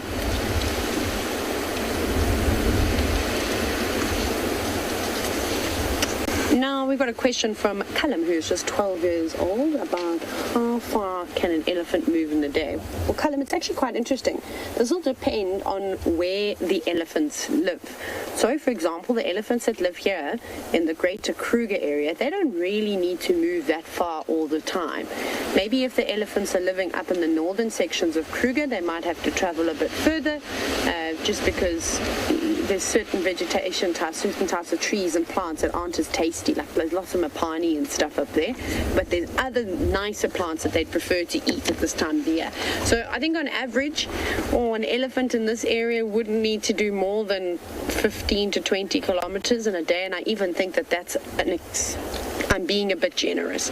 But if you go to somewhere like Namibia, I always use Namibia as an example, where their food is few and far between, and so are some of the watering holes, those elephants need to travel up to 50 kilometers in one day. So that's a very, very far distance. But it'd also be quite difficult for a little elephant like that to travel that far. So that's going to depend and probably have something to do with how far they'll be able to move. So yeah, it kind of just depends. But these guys don't have to go very far at all. There's lots of water around for them, as we've seen, and then you can see, look how lush the grasses and all the leaves are on the trees. So there's no need. Yes, that's obviously a shake of the head, disapproval of probably what I've just said. Would you like to say something different, elephant? Am I talking absolute nonsense? Perhaps, we'll never know. No, little one, yes, I know you're just showing us how big and strong you are, but you can see still quite wary of the car, not really wanting to get right close. So that's cool. I can maybe lean over and say hello. Hi. Alright. Sometimes I also want my 5 minutes of fame too. I'm stroking. Oh, sweet, look at the little one. That's much cuter than I am. Hello. No, that's not where you suckle from, I'm afraid, little elephant. You're slightly confused. You're going to go to the front end. Mom's mammary glands are between her front legs, not her back legs, like most mammal species, actually. There aren't too many mammal species other than primates, elephants, hyraxes. They typically have their mammary glands between their front legs, and then the rest of them are behind and between the back legs. But look at it, going right underneath Mom's belly. So that's not going to be eating very much at all. I'm sure it's going to be trying to put bits and bobs in its mouth, but really not eating too much other than Mom's milk. I can see the two of you are visibly upset with the car. I mean, you're being very dramatic. It's really not necessary, but thank you very much for entertaining all of us this afternoon. You're the real star of the show, aren't you? They're quite sweet when they're in this age, and it's important, again, not to give them too much of a reaction. We don't want them to learn any bad habits, and a young elephant like this is really not going to come overcharging towards the car to try and hurt us. We're still just sort of testing the boundaries of what can I do to get a reaction from the people in the car. I think that we're just going to spend most of the afternoon following this breeding herd and getting to know this little one a little bit better, but off you go across to the elephants that are still quenching their thirst.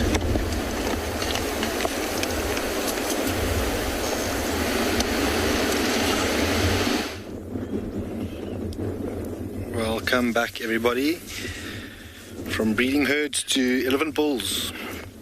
These three have remained unchanged for the most part. That's the first sort of little bit of interaction we've seen from them, with this one with his backside towards us, just reaching out to the one on the left-hand side.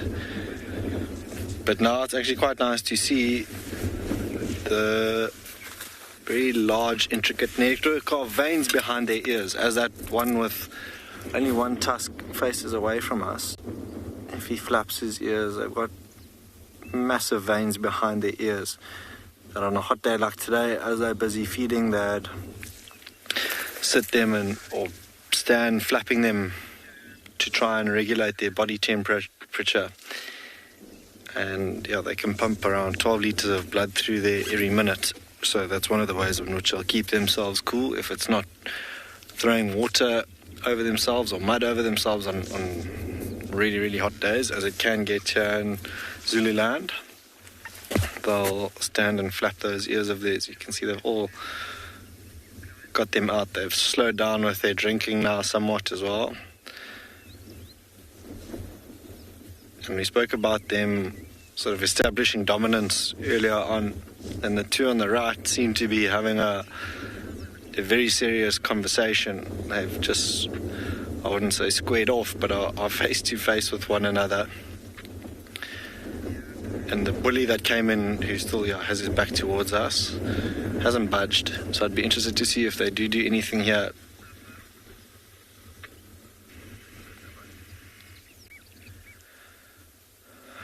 Lifting its trunk, smelling the one here behind us. You can just see the trunk above its ear. And like I said, the wind is blowing from those lions towards them. So maybe he's now picked up the scent of those lions, which would be super exciting to see, because they definitely won't tolerate those lions being in the same vicinity as them, and will more than likely chase them away.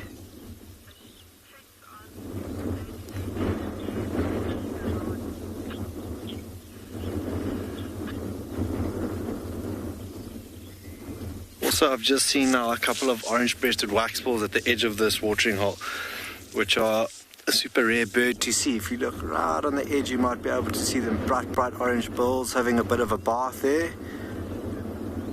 The 4 of them, which is amazing. Nice one for the bird list for those of you at home who are making a bit of a bird list. Those orange-breasted waxbills, really pretty birds to see. You can see them all there having a bit of a bath at the moment.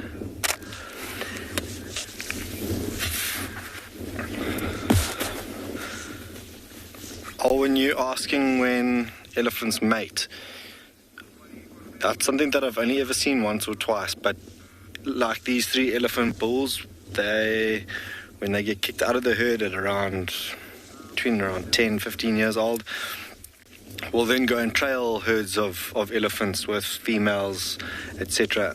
And only when one of those females is in estrus, and you'll often see them go up to dung and smell the dung, process that information, see if that female's in estrus, and then they'll actually push them away from the herd, outside of the herd, mate with them, and then the female will join back up with the herd, and then the male will go his own way. And like these 3 then be together in what they call a bachelor herd of males, or just males that will then follow. There's a herd of, quite interestingly enough, here on Pinda, we had a small amount of elephants that were brought in from Zimbabwe, and they have just stuck to the areas that you see behind these 3 elephants.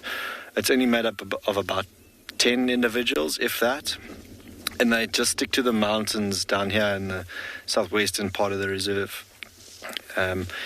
And for 1 or 2 days a year, they go all the way up north when the trees up there are fruiting. The black monkey apples and oranges are fruiting around August time of year, and then they'll come back down here. But that's about the most that they ever venture away from the mountains. The rest of the elephants that we've got here in Pinda all came from the Kruger Park, and they move far and wide where they want to. But we're going to head off to Lauren, who's sitting with a hippo carcass, and we'll see what's happening there.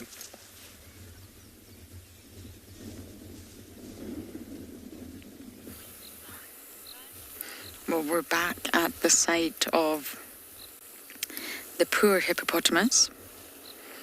Got a different angle this time. You can actually see the teeth. It's definitely a youngster, sub-adult. The reason we've came back is not the most pleasant of scenes, but both the leopard, the male leopard, and the hyena that we spotted were sort of heading in this direction. And I don't think the leopard for 1 minute is going to come and try and steal the hippo, but maybe they're extremely attracted to the scent, this really strong aroma that's filtering its way through the air, being swept by the wind. And I just wondered if, well, the hyena will definitely appear on the scene, but I wonder if the leopard's maybe attracted to the smell as well and wants to sort of investigate what's going on. I really want to know who the male leopard was. So we're just going to sit here for a little while. I have to say, oh my goodness, look at all these impala. You see them, Simon? Oh my goodness. I don't think you should be walking up to male lion, guys.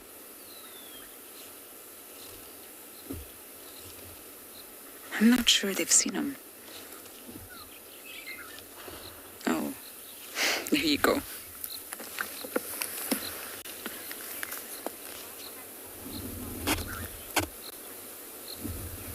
Justin? Fan. Oh my goodness. I think he has. He's completely repositioned.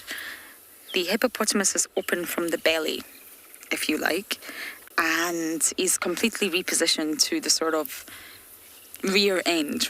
And his head was up when we first arrived. I think he was feeding again. And we zoomed in earlier, and I cannot even find the words to describe the flesh that was crawling and moving with maggots and all sorts. So it's not very pleasant around that side, I can assure you. But I think he's feeding. He's not bulging. His tummy's not as huge as I've seen it before. I think he keeps going for a snooze, waking up, having a nibble, going for a snooze, having another nibble. What a life. So I think he has actually fed in that time that we went for a little look to look for the leopard. I'm surprised at these impala, I must say. They must be able to smell that. It's all young boys. Oh, there's a few older rams there too. Not a good idea, guys. Abort, abort. I was actually going to show you the horn earlier. Let's do that now so I don't forget. Simon, if we can just zoom. I have showed this before, but I think it's just extremely fascinating. I, of course, did not take this from the animal. We found it.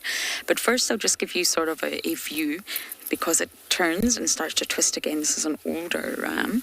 And then if we can zoom in here, Simon, you'll see this is a bone. So they don't shed their horns. They don't like antlers from deer. They're completely different. So this is actually bone. It's normally completely attached to the skull. And I don't know what's happened to this one, but it's obviously snapped. So you can see the bone is very dense. It's very, very thick. And then I'm just going to turn it a little bit to the side, Simon. You can see here, from this covering here, is layer upon layer of keratin. Now, keratin is a very common material made up of protein in the animal kingdom, and it's layered and layered in such a way. I'm going to try and snap this off. Nope. Nope, nothing is happening. So it's layered in such a way that it provides a coating for the bone. It completely protects the bone, and you can see it's ridged all along, and that's the actual bone right underneath, ridged and then covered in keratin.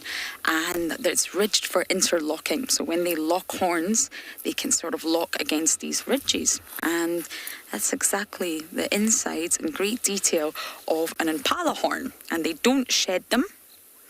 This one has just broken. I think the boys are finally realizing that there's a potential threat in the form of dark mane over there.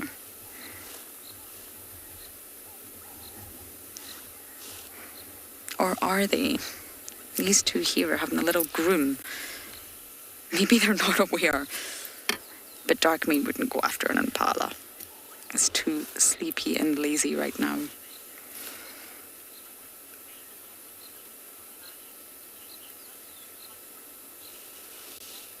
Abba, you're 11 years old and you are asking a question. Fantastic. I love the questions from the younger generation. Now, you're asking what's the main competitor for a lion? Now, with the predators, we normally see there's a bit of a hierarchy. But I'm not sure hierarchy is a very good word. I always try to describe all the predators. I know many of you have heard this before, but all the predators out here, lion, leopard, hyena, wild dog, and cheetah, they're all like a big chunk of pizza. A big slice of yummy, delicious pizza, and now I'm going to get hungry. And they all fit together in that pizza nicely, like a circle, like one big pie, and they all slot in, rather than a hierarchy. But lions are said to be the apex predator. So they're said to be right at the top, and that's because they really do gain strength in numbers. They've got not only power behind them, they're much bigger than a leopard, much stronger than a leopard, lots of muscle mass. They've also got strength in numbers. There's many of them. And I know dark mane's alone right now, but he does form part of a coalition with 2 other males, and he's normally with the pride of females, with lots of sub-adults. So that's where the lions get their strength, from the sheer body mass and the numbers. Whereas a leopard's on its own, it's solitary. It's also got power, it's also got more muscle than the likes of a cheetah, but not like a lion. They're remarkably small next to a lion, but they have the power to hoist. They're very silent on their feet. There's no one else around them that can give the game away. They're camouflage. They can ambush, stalk, kill their prey, and then they can immediately hoist it using those specially designed shoulder blades. Cheetahs are fast. They don't have any muscle power behind them, but they're fast. Hyenas, well, they've got a lot of things going from them. They're just not scared of anything. They can eat rotten, they can scavenge, they can steal, they can crunch through bones. And wild dogs, they have their pack. They're also incredible at hunting. They hunt via coursing, which is running. So that's just a really brief overview of all the predators that fit into the sort of predator, and again, I use this word loosely, hierarchy. So if you think about it, to a lion, one leopard's not a threat. A leopard would run, but it's a numbers game. So let's just say 4 or 5 hyenas approached this scene right now. They walked up to Darkmane. Darkmane would most likely leave. He would most likely run. One, he's injured, and he would not take on 4 or 5 strong hyenas. One hyena he would probably ignore, but 4 or 5 hyenas he would probably leave. So it's really a numbers game. But lions are said to be at the top. So generally speaking, they don't have too many competitors. But hyenas will steal. Any predator will absolutely steal when they can. They're all opportunistic at the end of the day. So we're just going to sit here a little bit longer, just in case the scene changes. And we're going to send you across to some very thirsty elephants.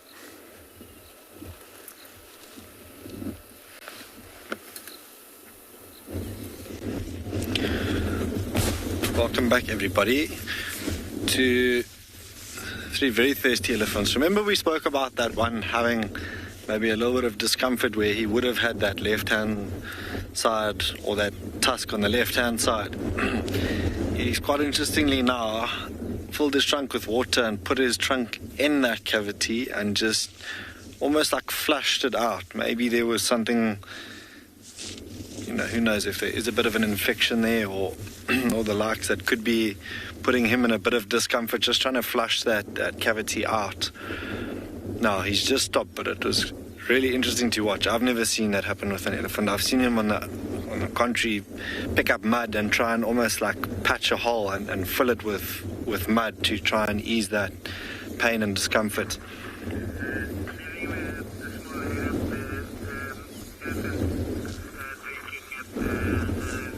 Almost sounds like a burst pipe, but this particular watering hole is filled up manually. There's not something that's turned on and off, and I think that's one of these elephants just breathing through its trunk. Let's have a look now. You can hear that if I keep quiet for 2 seconds.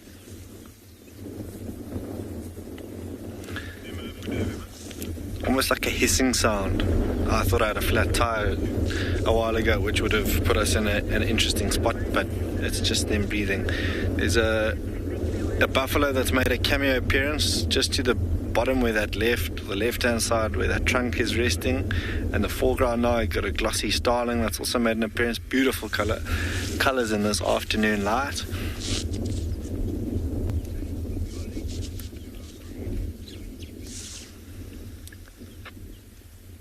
But just as we've called that elephant out for that discomfort, have a look there. There he's put that trunk straight back into that spot again now.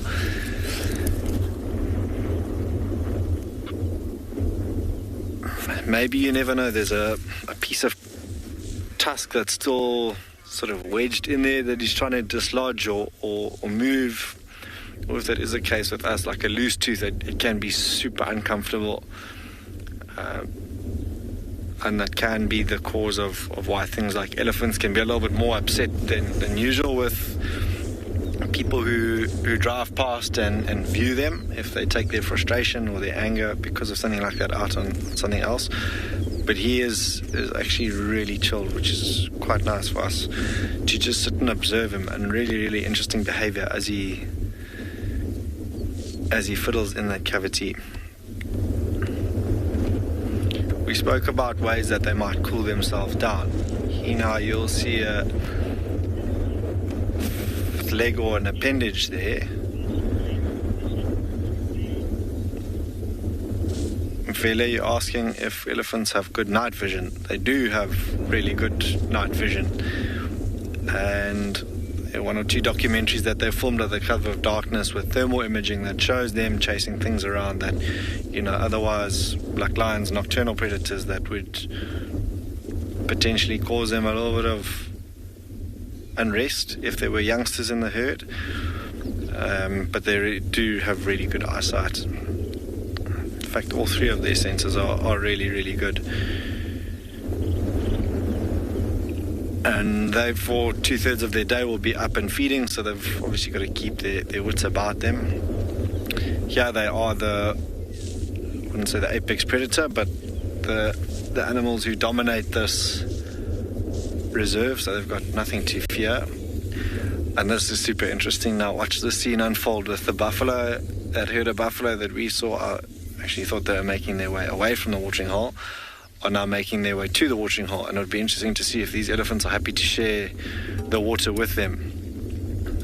But when animals are thirsty, they'll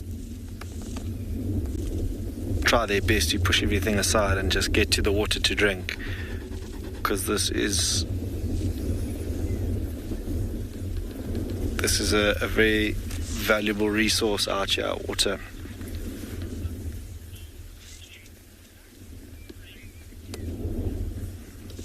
Aren't you asking how often buffaloes need to drink?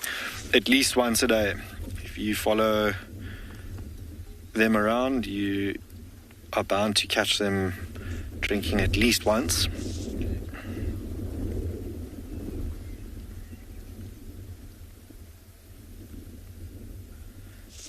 But sometimes on really hot days, up to about twice a day, and probably morning and afternoon. In fact, it's a really nice view of them drinking. I'm going to creep ever so slightly further forward for you to get a view of them drinking. Or if I ask Owen how the view is there, let's creep a little bit further forward here to catch them, and they'll probably get right in this watering hole. There we are, and this light that we've got coming from behind us, the sun slowly starting to dip to the west of us, is phenomenal. They're quite lucky here. The elephants are drinking from the concrete trough, and the buffalo are drinking from the overflow of that trough that looks like somewhat of a natural watering hole out here, but it is the overflow of that trough. And you can see they are not scared to get knee deep, these buffalo, in the water to quench their thirst.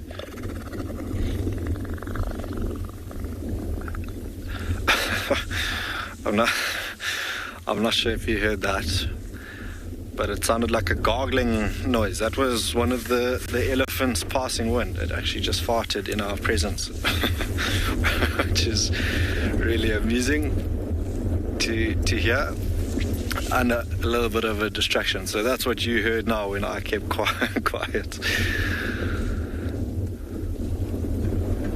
Not even blushing, that elephant. But the buffalo still, you'll see them. Quite a big herd of buffalo that are making their way. A couple of that have already drank, are now moving back probably to an area that has a little bit more nutritious grass for them to graze. But the rest all coming down to have their full of water. And this would be an ideal time or place for something like those lions to perhaps, if there was a young buffalo calf, opportunistic catch them. There are 4 of them there with 3 young males to try and hunt them. Okay, I'm not sure if you heard that low rumble from one of these elephant bulls as well now, but really good opportunity for them. Although here on Pinda they're so spoiled for choice with things like Nyala, who don't put as much of a fight up as things like buffalo would, and the risk of injury from something like a Nyala is far less than that of a buffalo. So they're probably just listening to this commotion at the watering hole and sleeping away.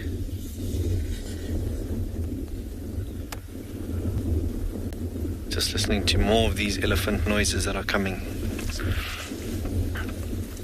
Buffalo also just keeping a wary eye, but also the elephant's quite tolerant of these buffalo who are almost overtaking in their masses here at the watering hole. Oh! A female just bullied that calf right out the way, almost straight into the elephants.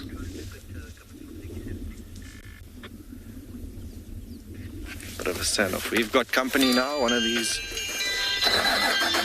elephants seems like it's wanting to make its way back towards where it came from, so I'm just going to reverse ever so slightly so it can cross in front of us and not be put off by the fact that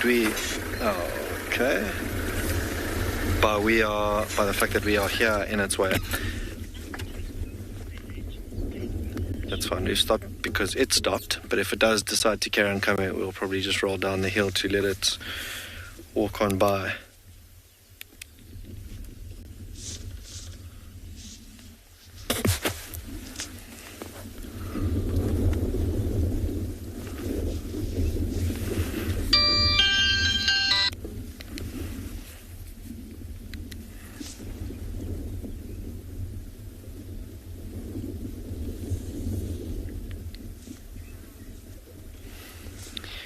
Everything's gone rather quiet here at the watering hole. The buffalo have started moving off. Have a look here. This elephant's having a bit of a dust bath. Might just kick some sand up with its toe, loosen the sand up, and then throw that on its underbelly to try and cool off.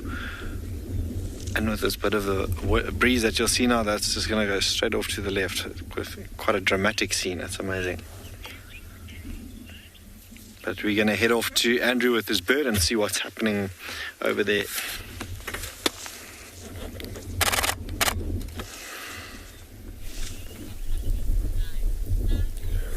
Oh, sorry, the bird is gone. It was such a beautiful bird that was a European roller, which we don't often see, but they are very sometimes flighty this time of the day. Remember, European roller, they only come our area, most part of the Kruger National Park, or entire of it, when it's wet. So what drove them in, it's a benefit of a feeding habitation for them, which they were able to get enough of what they need, pretty much insect, and that's what drove them in. So I'm not sure if there is one in front of me now, sitting on their power line there. If it's the same one, that would be so great, because we didn't actually get a look of the first one that we saw. Or could it be the same one that flew into that direction there? So I'm gonna this time stop slightly way distances, just to see if maybe Johan will get us the view there. It looks like we're gonna get it.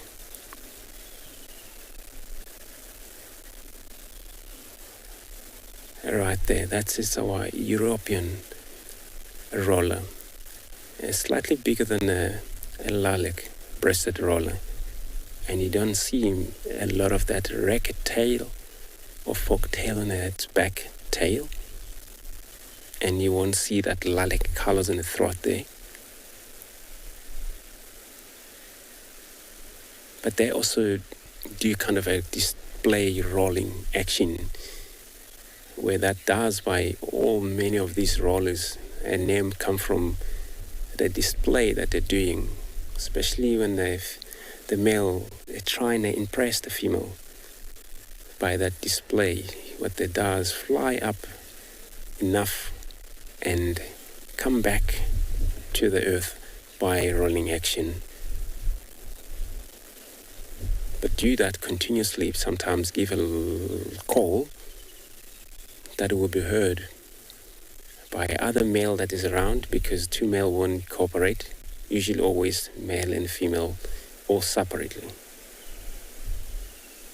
Trying to balance, there's actually a little wind picking up already since the sun is disappearing or through the cloud. Only see that bird does trying to balance or is gone. Sorry about that, everyone. So birds, They're all flighty because they're hunting so much. So I'm going to carry on now, see if we can find something else while I'm sending you over to another live station.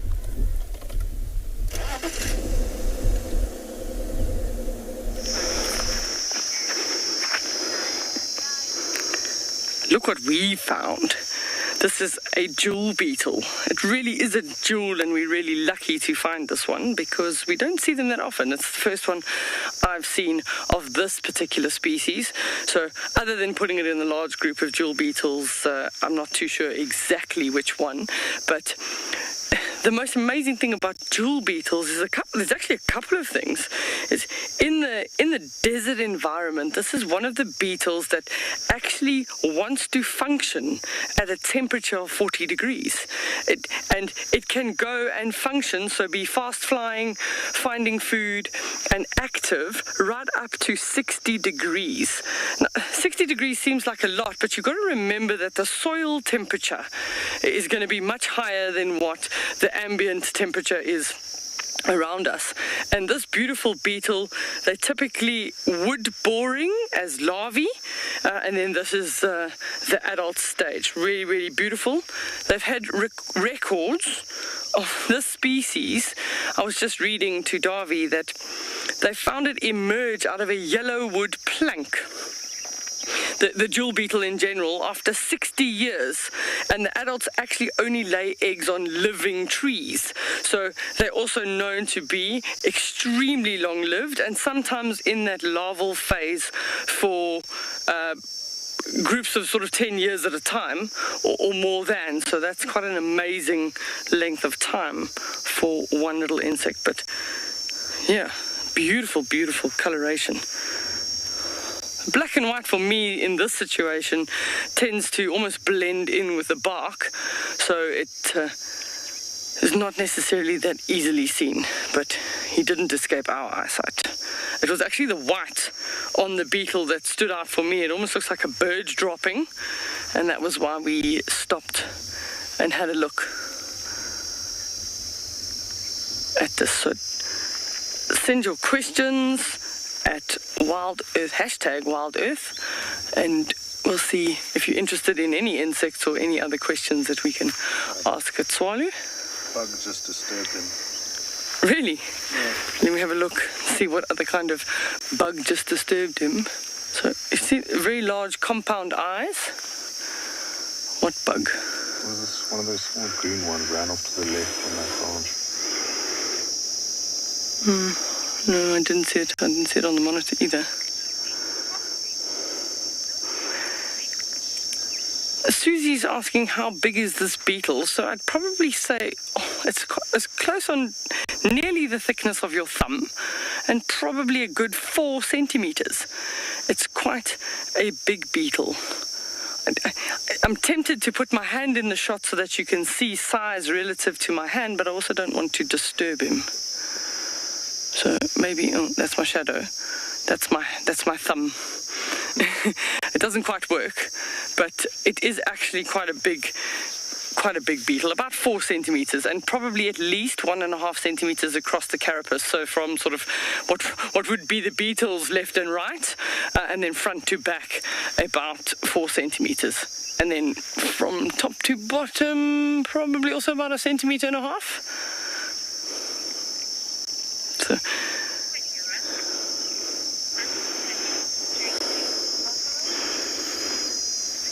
So we're going to leave this beetle just hanging out.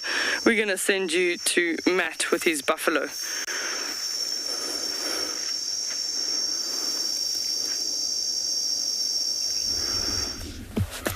Welcome back, everybody, to the ever so small beetles, to some of the larger mammals that we get here on Pinda. Buffalo, still a couple of them drinking away, and then these 2 elephant bulls still slowly having their full of water. Buffaloes have come and now they're venturing away a bit, and you can see just how barren it is here around this watering hole, where things like these buffalo will come and graze it flat, and a lot of things will actually come and feed around here because there's a lot of water around the grass, a little bit more nutritious than other areas away from the watering hole, and it's almost barren now. It's been eaten flat. I think there are one or two buffalo that have walked around the elephants to see if they can't come and have a bit of a drink from the trough, but they're not so keen to share the same spot as the elephants, so they actually are going back down and around now. And now if we have a look just to the right, of these buffalo here, there are two young males who are got their heads down and are having a bit of a tussle, and with them you can just see by their size they're not the biggest and they're not the most dominant males here or bulls, but maybe just trying to square up and see, where they stand in amongst themselves and see what it really takes to fight properly. And buffaloes who are fighting for dominancy of a herd, it can be quite brutal to watch that boss that they've got on top of their head, and now you can actually see its purpose for males just to protect their heads, and they'll try and twist and turn their horns to get, there you go, to get a grip on each other, and then they'll try and fling like they would a predator into midair, trying to battle it out. There's a third now that's wanting to join in on the fun, but yeah, that wasn't serious at all. That's just them trying to see where they stand with one another. That's it. A younger bull now. Their horns still quite a bit from the droop below their boss are still quite a bit higher than the boss, and that drop or will eventually drop so much so that the curl of their horns will almost sit flush with the top of their boss. This elephant now is slowly but surely making his way back towards where his friends come from. Head is full of water, and we'll watch him walk away. And maybe now you'll see the buffaloes like a crowd coming to see if they can't push this last one, and they slowly but surely they gather momentum and safety with each other. They'll keep pushing and pushing and pushing.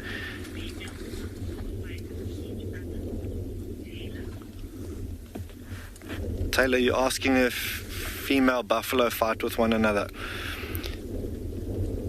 I've never seen female buffalo fight with one another, but there was a cow now for female buffalo that pushed quite a young buffalo out the way. It physically put its head on its side and pushed it a good few meters away, so obviously not tolerating it. Maybe it was trying to see if it couldn't suckle from it, maybe also another mom, but I've never seen them lock horns like big buffalo bulls do.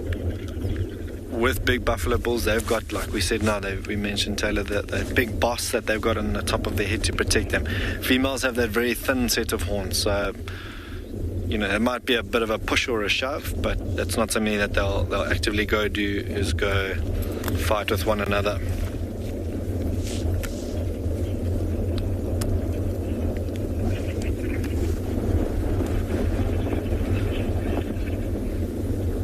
There's actually quite a large bull in the watering hole now, busy licking his lips. You can see he's a little bit weathered, a little bit more weathered. He's older, he's actually walking away from us now, but you could see the symmetry in his horns there compared to the younger ones that we saw with their horns that were almost straight up. And that's what they do when they're really young. Their horns will go straight up, and then over time they'll slowly but surely drop to that uniform sort of shape of theirs, with, like I was saying, the curl of the horns almost in line with the top of their boss.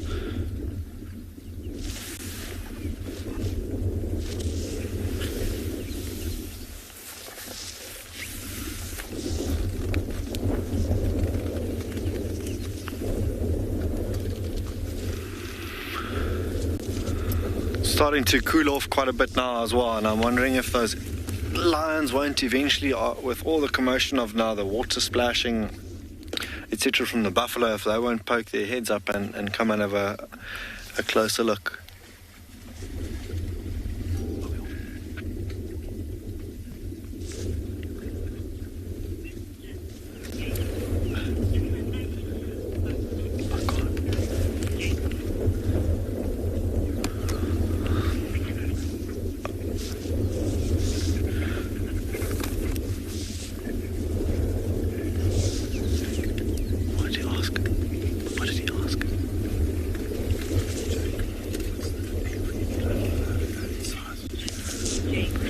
Jacob, you're asking what the average buffalo herd size is here in Phinda.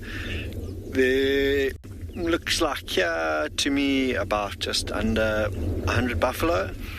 There might be one or two larger herds of buffalo than this, maybe 100, 150 of them, but that's, I'd say, about the average. There are smaller herds as well that travel together, maybe 20, 30 that we've seen here or there, but the larger ones about 100, 150. And then we've sometimes seen or filmed buffalo bulls, those older buffalo bulls, or Duggar boys as they are dubbed, that are together, 2, 3, 4 of them in an area. They're just too old to keep up with a herd like this. Typically a little bit more grumpy than your average buffalo bull. So yeah, also quite wary of them, and will give them their space. But yeah, I'd say the average buffalo herd size here is around 100 animals.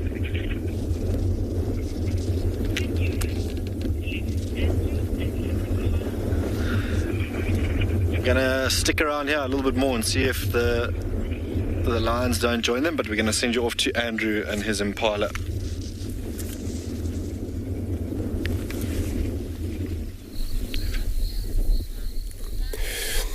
Thanks so much, Matt. It's always very great important just to see, especially when it comes to very much sun going down. The lions are more likely to do something. And then here we come to this slightly open area, and then a few of them young and bigger male impala that some of them, they were trying to kind of making a noise, but they're looking very much around. But it's always so important just to see what could be threatening them, where mainly leopard would be a chance that would hunt such antelope, since they're actually medium size to get hunted by other lions, sometimes hyena, packs of wild dogs, cheetah, leopard very much. So I'm going to take maybe just a slightly silent, just to hear what they're mourning about.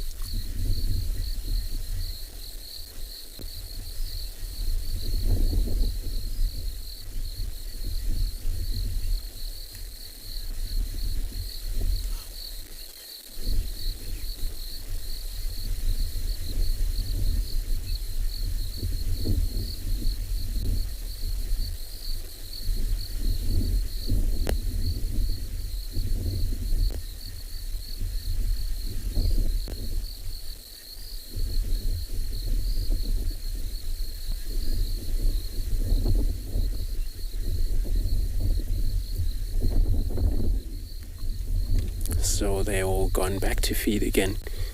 But whatever it's actually wind is slightly picking up, so there's a chance where they're looking now, it's the direction of the wind coming from. So you find that they even sense predators from way distances. That makes them worry sometimes. And they won't get or move away from here. This one's looking very much tensely from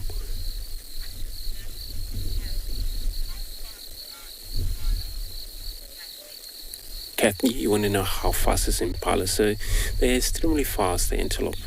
They run anything from 65, 70 kilometers an hour, and could be more than that when they trying to get away immediately from the danger.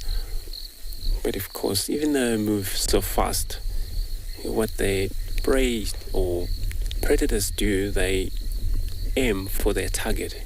So even they're fast enough, but if they're close enough to get caught, and they're never so much faster, because two-step, if it's a leopard close by, and of course we'll get onto that animal and it caught it down. So they get away if there's a chance. The predator is far away, and they always make their life safe by moving out of the site immediately. But they're keeping very much looking out in that direction. So after this, I'm going to drive around it slightly into that bush. It's always very much interesting just to see if there would be any cats around here that makes them look around so much. And it's just to remember, all just a group of males over here, combined young male, which are just born last year, and some of them are all looks like 3 years old. They're around here. These one they haven't actually, those one that you see with these horns length enough to be one of the dominant, but I think they haven't actually made it through yet or winning any of a battle during that fight of a writing season. We're now all females.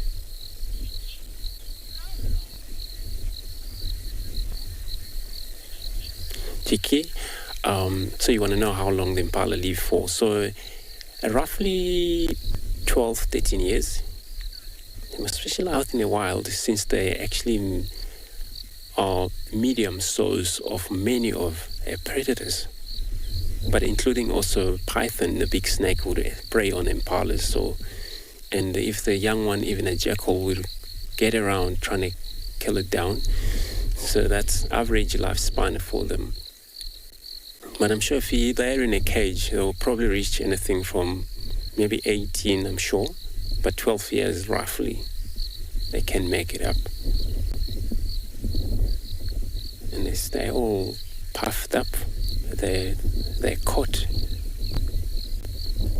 Remember, this is actually to provide a warmer if it's now colder taking place, since the temperature drop already with the sun setting.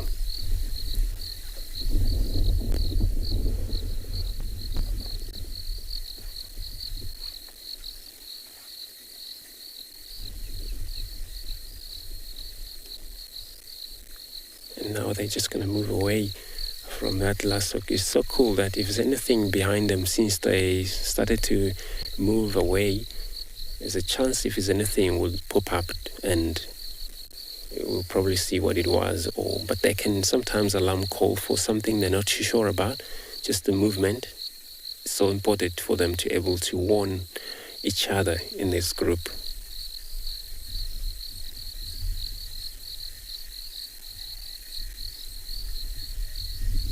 So it's just a small bachelor group, and many of the female right now, some of them are still, giving birth already. Some of them already dropped their babies, where there's not much of a attraction for these male to be able to defend them, their high rim, because there's no business with them anymore, and they don't defend the young one from getting killed. Usually some male who are brave enough to allow these male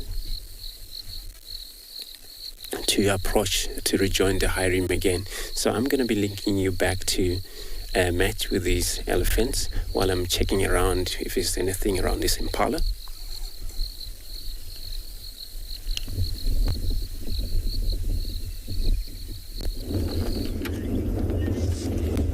Welcome back, everybody, to Anbempinda, where now it feels like we've been here for an eternity watching these three elephants drink.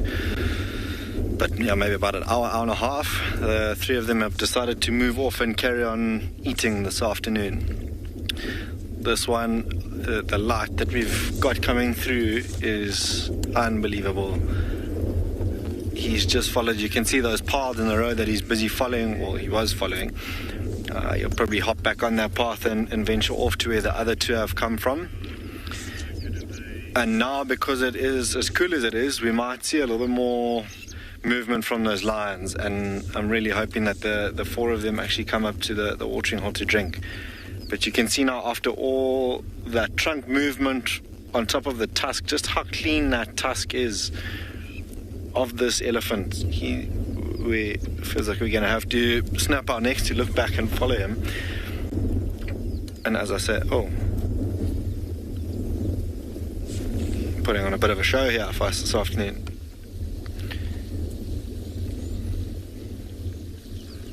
We are directly downwind, so I wouldn't be surprised if we catch wind of that. You almost need one of those 4D cinemas at home for you to experience this like we are here. But that's what he thinks of us watching him. What you see him doing now on a really hot day as well, you might see them that penis out. Can also weigh about 25 kilograms, 25 kilograms, and with a bit of a breeze blowing, you can imagine how much that cools him down as well. For such a big individual, you know, if it's not the ear flapping, if they aren't close by to water, that's exactly what they'll do as well to try and cool themselves off. Amazing to see just how big those ears are from behind in perspective, or in proportion to the size of the rest of their body. They are massive. And as it's been walking away from us, deadly quiet. Besides when things like that thorn tree scrape along that very thick skin of it, really, really quiet.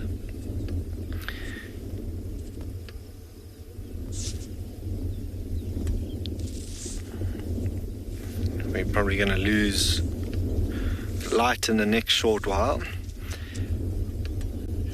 But I'm hoping that before then, and I might just have to turn around for us to appreciate, I'm really hoping that we get a spectacular sunset this evening, but I'll turn around for that just now. Really hoping that those lions come to join us here, either at the water or just out in the open, because it is cool. There's no real reason for them to hide in uncomfortable positions where they were.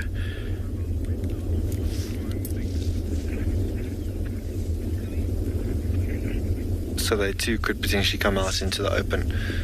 Things like black rhino will also drink under the cover of darkness. They just prefer when the watering holes are quiet. Things like buffalo have moved off, elephants have moved off, and it's just peace and quiet for them to come down to drink. So who knows, maybe out of the same woodlands that these elephants have emerged from, we strike gold with something like a black rhino this afternoon.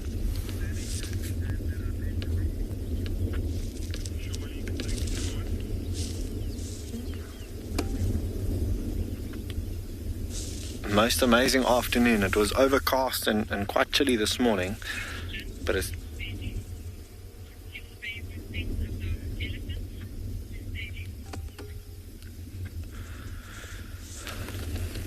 Fela, you're asking what my favorite thing about elephants is. Sure, I think just their sheer size, the fact that they can be deadly quiet as well, and that they, at the end of the day, rule the roost out here in the bush. If there are things like elephants around, they'll chase them away. They're super protective of their calves, or at least the matriarchs are. But yeah, just gentle giants. If you give them their space to do their thing, they are fascinating to watch. They, just with their trunks, their tusks, you name it, the big ears, and just how we heard now how deadly quiet they are. There's quite a few things about them that make them, or quite a few favorite things about them, should I say, at least with elephants. Can still just see the one. Still just see the one. I think the third has now moved off into the woodlands. There is still a bit of a breeze blowing, so maybe trying to get a bit of a break from that. Their ears probably work overtime when it's gusty, as you can probably hear on the mic how windy it is here where we are. But when they move off into the woodlands, where it's a little bit more sheltered from the wind, get a bit of a break from that and don't have to rely as much on their sense of hearing.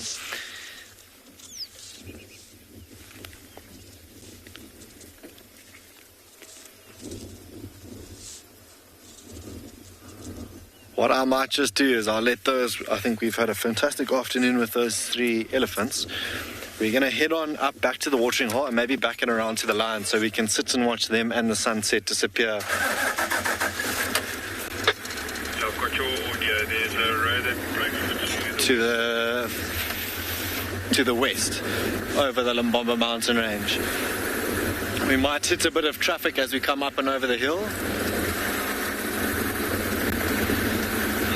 unless those buffalo have moved off, but let's see if we can't find those lions.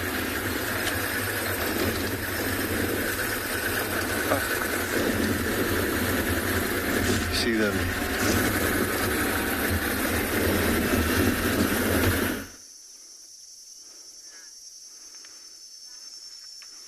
Lunchtime. Look at all of them little ground squirrels. There's 2 females and then 2 little youngsters. You can see the one in the middle, much smaller than the other 2. And they'll only emerge out of the burrows at about 6 weeks. So this is the first time I've seen these ones. These are relatively close to a sort of a high traffic area. So that's why they're so relaxed with our presence. We're relatively close, but little grass shoots and leaves, whatever they can get hold of. Oh, some grooming. Isn't this just an adorable scene? Squirrels are one of those animals that will have a high energy requirement. Often the smaller the animal, the sort of surface area to body ratio, the more they need to eat. So with them being rodents, they have sort of 2 teeth that meet that consistently grow all the time. So they have to just keep gnawing and chewing on things to keep those teeth nice and level. So, but look at how they use their little front arms or their hands as like hands, really. What I suppose everybody else is like legs, but just nibble, nibble, nibble. So they do sometimes. They're not typical to store things in their cheeks. The ground squirrels, they're not like chipmunks, but they will sometimes store food in certain places as like a larder. But then I always find it strange how they even remember where they found what that they've hidden. The adults have also been doing some burrow maintenance. That's why they're a little bit more rufous red in color.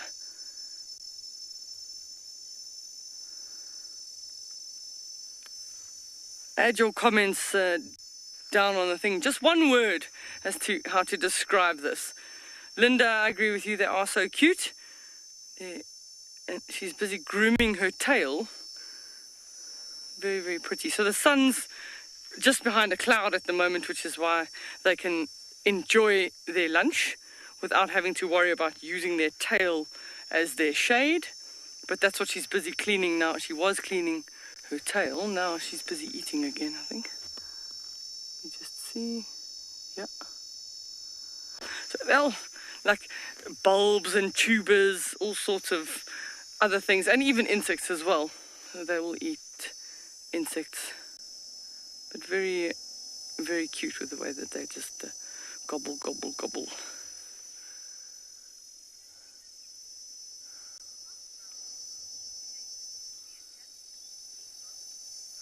So Digo is asking if squirrels are related to meerkats. It would be a no, because squirrels are in the rodent family and meerkats are in with the mongoose family. So they're completely separate families, and it's most of the time mammals are divided. One of the things would be by their teeth structure. So squirrels having those incisors that meet, that need to be ground down all the time because they're rodents. Other rodents with in their category that we may be able to show you would be like spring hare or porcupine. And then the mongoose having sharp canines because they've got they are carnivores, eating more meaty things and insects. So most animals would be classified based on their tooth structure, and of course body features. Certain animals are clumped together because they share certain body features, but they're not related. They're happy to live together, however, in the burrows, because neither one sees the other as competition. The squirrels are sort of herbivores, eating the vegetation, and the mongoose or the meerkats more eating insects and other forms of prey. So they're happy to cohabit a burrow system, not necessarily the same hole, but the same system, and they'll be helping each other from an alarm call perspective. You notice that squirrels just sort of did an up down with the tail. With the tree squirrels, if they're agitated, sometimes you see that behavior with the tail. But squirrels, if they're threatened by an aerial predator, they'll do very, very fast maneuvering, zipping left to right, and they actually swing their tail quite quickly left to right to try and confuse an aerial predator. And the idea would be to try and get down a hole as fast as possible.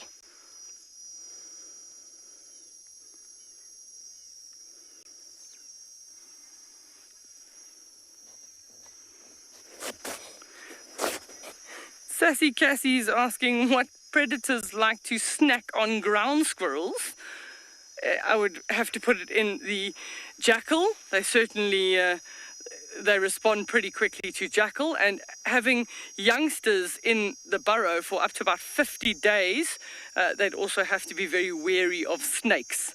Out in this area, things like puff adder and Cape cobra would make them vulnerable.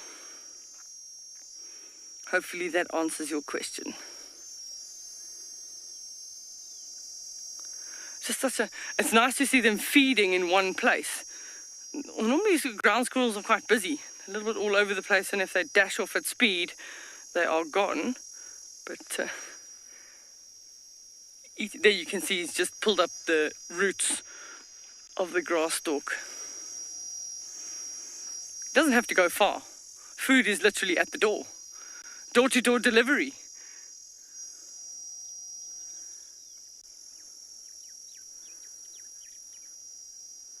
So a predator that Matt has, I've never seen try and catch a ground squirrel. You're going to go over to Matt with his lions.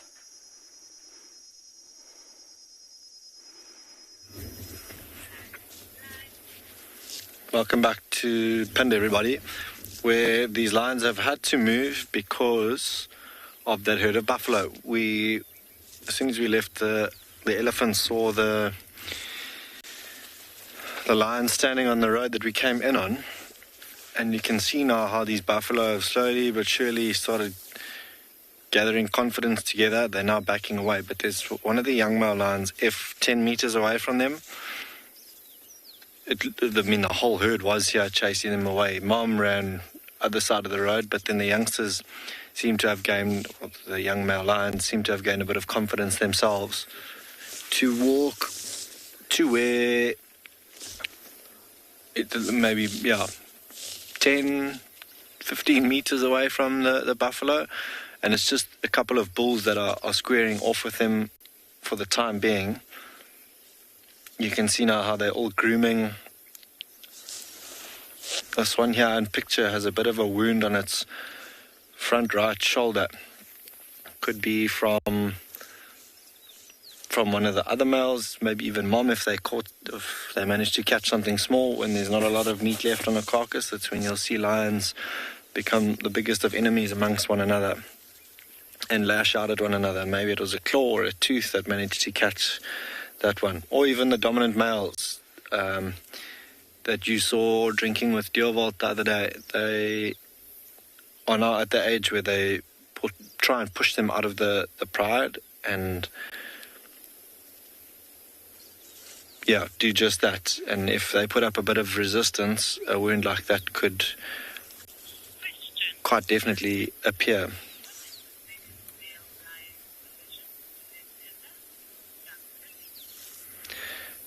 Duncan, you're asking the biggest male lion coalition within Punda. In terms of dominant coalitions, both the north males are just 2, and then the south male lions are also just a pair of male lions. This here in front of us, these 3 would then be the next up-and-coming dominant coalition. Not right now. They're not nearly at the age where they can dominate a pride or take over from the current males, but their males look like mohawks more than anything else. But they've still got about 2 to 3 years before, they'll go nomadic in those 2 to 3 years, and then eventually try to look to take over from the males that are dominant at the time. But the biggest coalition of males that we've got here in Punda in terms of dominant males is 2. Very different body language and behavior that we saw a little bit earlier on. The buffalo maybe gave them a bit of a rude awakening, so they've had to wake up and move about. And I wonder if I'm in picture. The buffalo herd have moved off to our left-hand side, but that's what this young male is busy watching here behind us, are those buffalo moving around them. And where we are, the wind is swirling quite a bit, so they can probably still smell them. They might still lift their heads and walk up towards them here and just chase them even further away, because there are 1 or 2 young buffalo calves in that herd, which, you know, if they do lag behind, could be a potential target or prey for these lions. But because there are impala, wildebeest, and the likes that might come down to drink early hours of the morning and late afternoon, they're probably not going to try their luck and risk getting injured from them.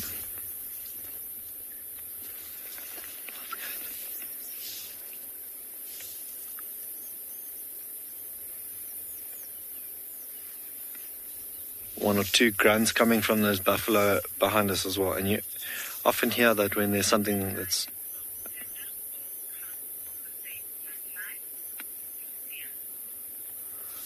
Lucy, you're asking if all the lions on Pinda come from the same bloodline. No, they don't.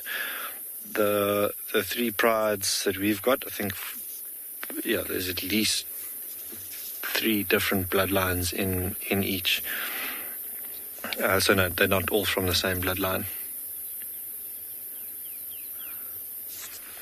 Mom in the road in the middle, you can see, has her chin down now, fast asleep again. We are going to have to take a different path home later on, that's for sure, if she doesn't move between now and then.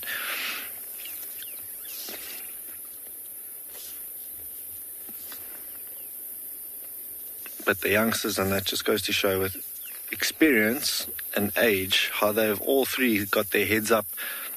They were busy grooming, starting to show signs of waking up, but they were, like I said, woken up prematurely by the buffalo. And he got a bit of a stretch from this youngster. I think he might come and join the rest up on the road. But we're going to go from these fairly relaxed lions to Lauren with her relaxed hyena.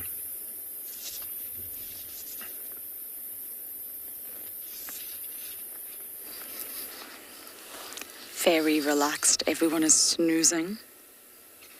I think we have heart. It's tricky to tell. We're in infrared, just in case you couldn't tell already. Doesn't feel like there's enough ambient light at the moment because of the weather. So yeah, we have heart and heart's cubs. I think both the male and female are there. And then we have Miss Princess at the entrance. Oh my goodness, I just made up my own word and it's perfect. Corky's daughter is sitting at the entrance. Stroke of genius right there. I was trying to say den entrance, but there you go. Hello, beautiful. She doesn't even look like a small cub anymore. I'm pretty sure that's her. Oh no, wait, I could be completely wrong and getting all my hyenas muddled up.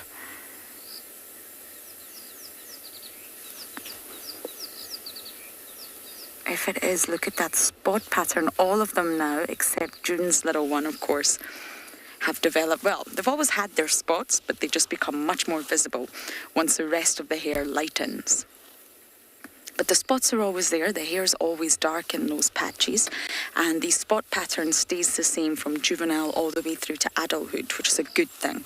You can't confirm any species, be it in the ocean or on land, using a spot pattern if it changes throughout sort of development. If it changes from juvenile to sub-adult to adult, it can't be concluded as a spot pattern.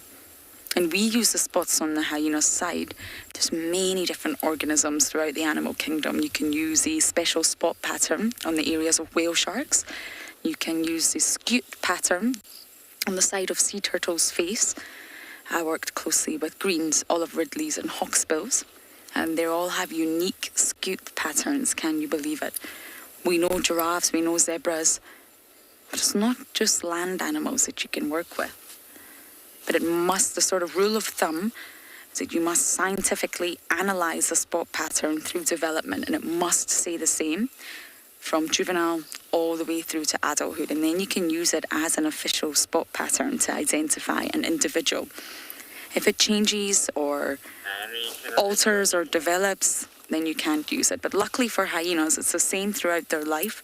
And it is present when they're a tiny little cub. It's just all the rest of the hair surrounding the spots is very, very dark. And for those of you that missed sunrise, we managed to see June's cub. Tammy, oh my goodness, you have just asked me the most difficult, controversial question. Whew. The cogs in my brain are turning ever so slowly. Which is my favourite hyena?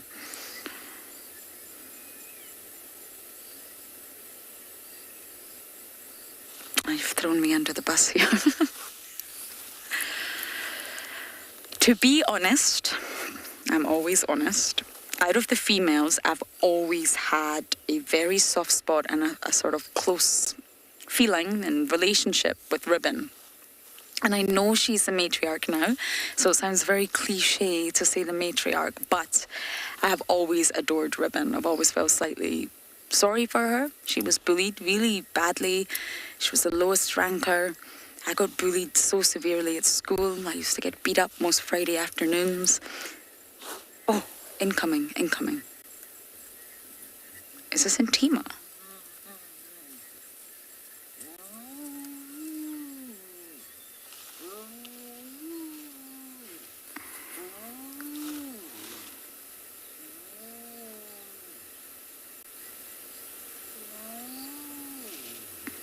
Greeting ceremonies all around.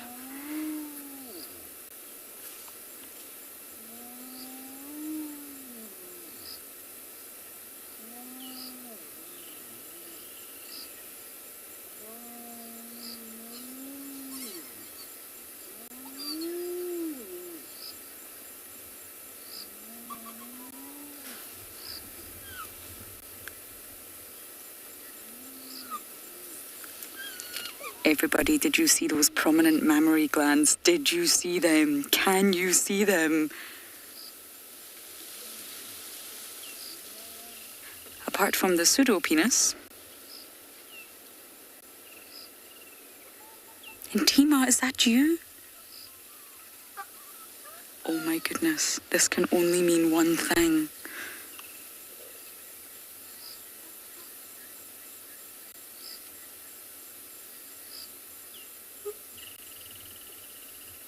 That's Intima. She lifted her leg there. And on either side of that long dangly thing is very prominent nipples.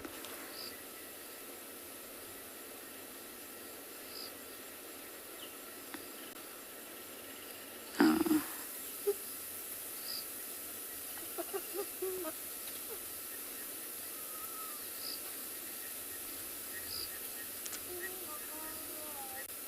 Intima, darling, do you have something to tell us? I've been speculating about Intima for a while.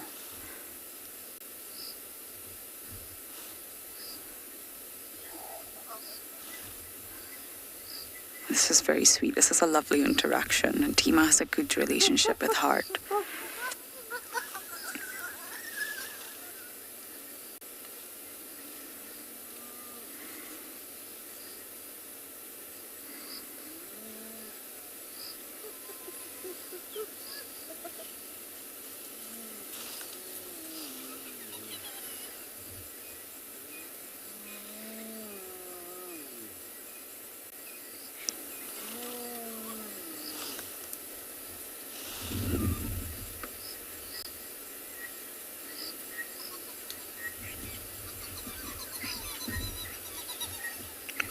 Fascinating interaction.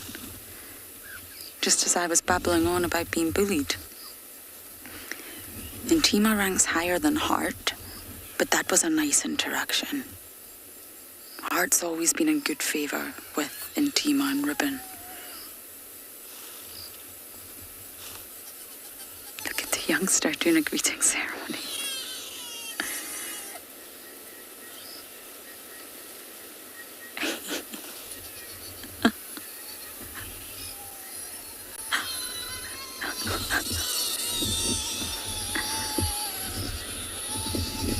That is a tantrum, ladies and gentlemen, a hyena tantrum.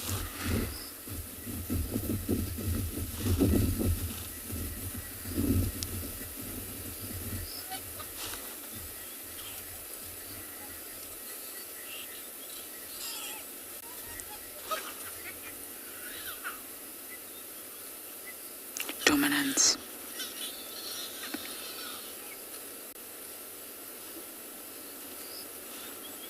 wow. Please, can any of you who managed to see Intima's mammary glands, please let us know, hashtag Wild Earth, and tell me I'm not crazy. We're working with serious lack of light here in IR, but I'm pretty sure that's what I saw. There's obviously lots of dangly bits on a female hyena, which can be rather confusing. But please, please, hashtag Wild Earth, tell me I'm not crazy.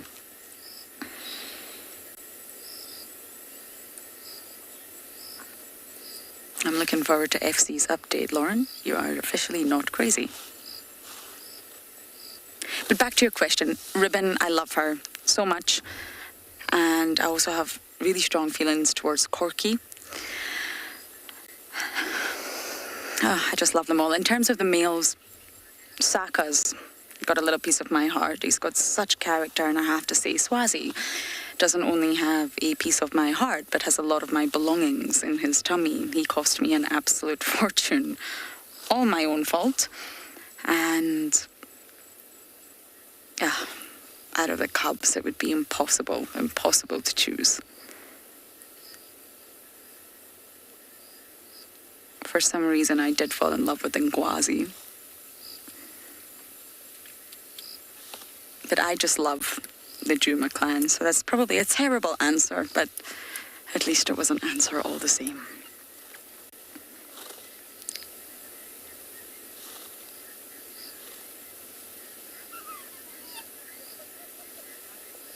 Okay, so I'm going to try and stay here as long as there's an adult and enjoy every moment, but we're going to send you across to Andrew with these sleepy lions.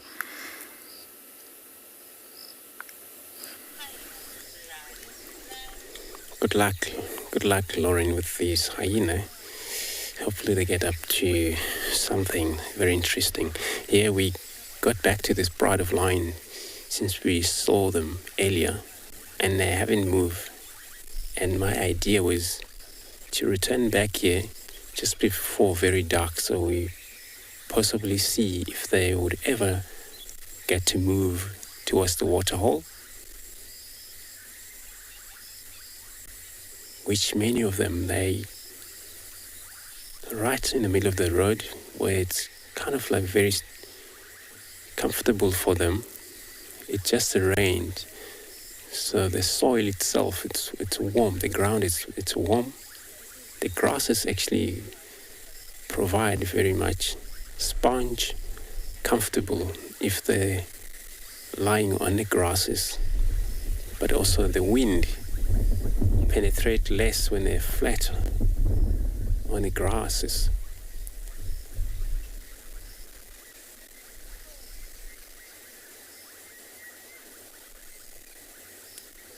Would have made it very much.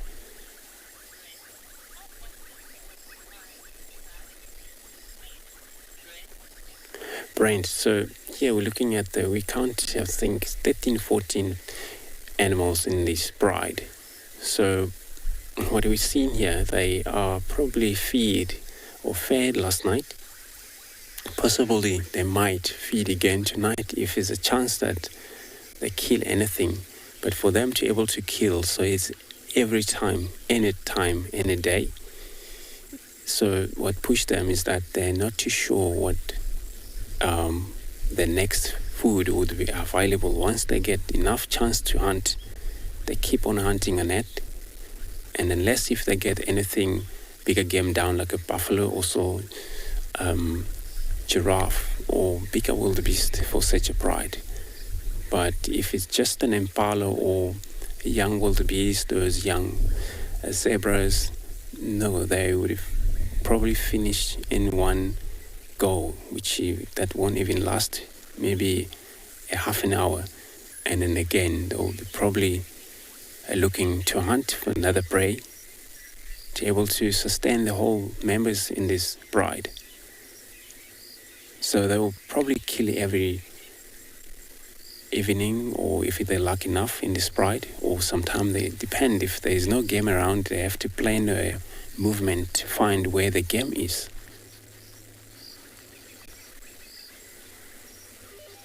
Sorry about that, radio. So once she's up, maybe this is one of the signs that everybody will be getting to move soon. So the wind is blowing from the south to the north, where in most cases, cat species, when they hunt lion and leopard, they use chance of a wind, downwind, always downwind the prey. So they would actually move towards the wind. So that is a chance they would be able to smell whatever's in front of them, but also a chance that won't be much of a smell to their prey species they're trying to hunt if there's anything in front of them.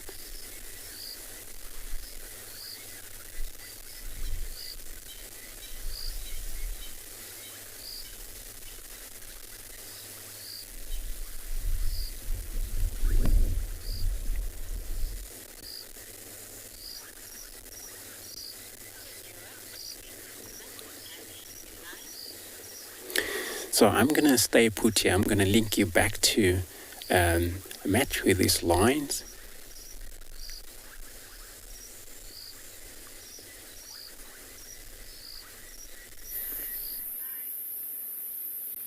Welcome back, everybody, to Pinda, where these 4 lions are still just watching that herd of buffalo pass by off to our left-hand side through the fever trees. Here I grunt from one of the buffaloes. They're still moving in the dip down below, and it's probably a little bit more protected from the wind there. I'm sure they still know the lions are here, not too far from them, but it's almost as if the lions are watching a movie. All just fixed, and in places like where Lauren is and Eric in the Kruger Park, or the Greater Kruger National Park, you'll find prides of lions that will just hunt buffalo. They'll follow them, stalk them, and hunt them. And it's just interesting to watch them as they do that. Watch this particular herd of buffalo here off to our left. Just weighing up the options, sizing everything up, probably trying to notice if there's a weaker or injured individual that, is falling behind, one that's an easier target than one that's a little bit more fit and healthy. But I don't think they will set off in their direction. Like I said, they are super spoilt with everything else in terms of prey, that there's no need for them to hunt animals as large as buffalo.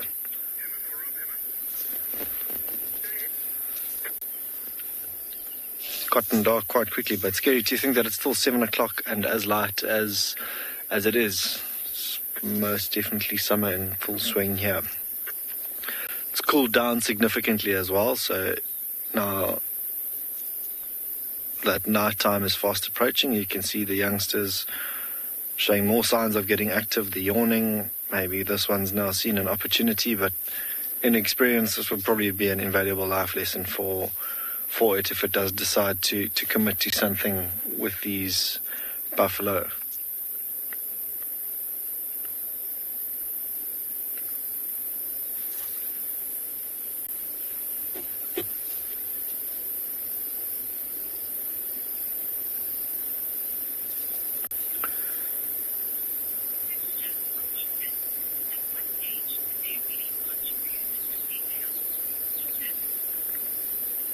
Ethan, you're asking at what age they contribute to a kill. I'm pretty sure that between the 3 of them, could bring something like an impala down or a warthog piglet. I think it was with Pete the other day that one of them caught a warthog piglet, if I'm not mistaken.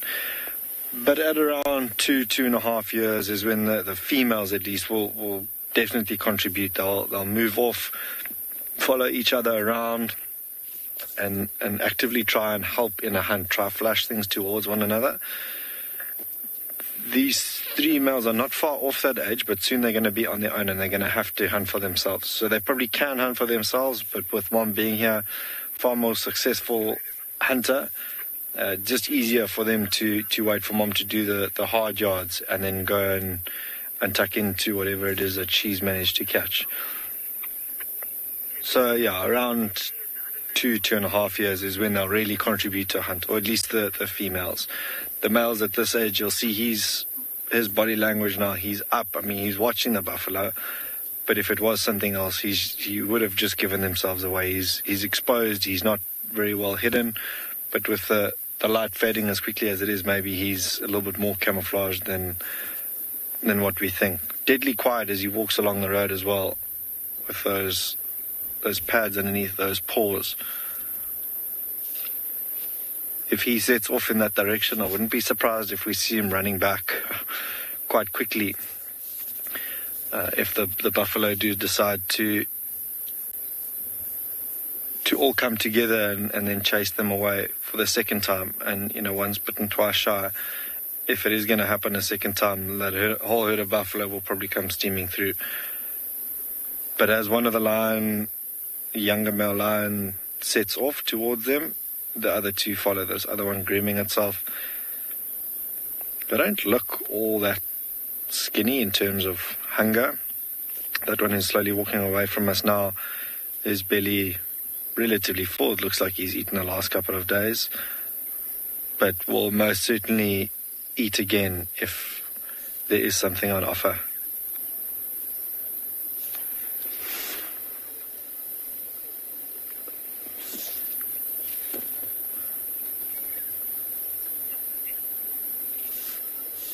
Straight past Mom, who is not showing as much interest as the youngsters at all. And the third, I can only imagine, is going to get up and move off in the same direction shortly as well. A little bit of grooming going on. I wonder if that's the same one that had that wound on its shoulder. I myself can't really see, but now it's just also interesting to see just how much those black spots behind their ears show up. Black tip of the tail every time he flicks its tail. There, it gets up finally and heads towards the other brothers,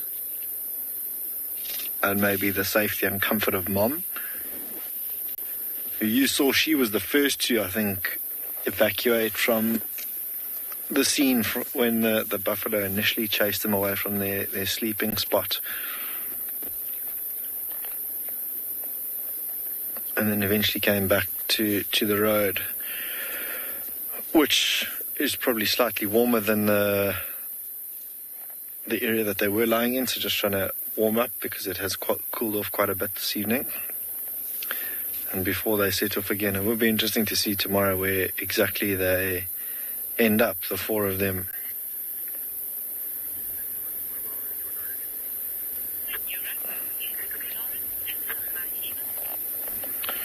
From one nocturnal predator to another, we're going to head off to Lauren. She's still with her hyena.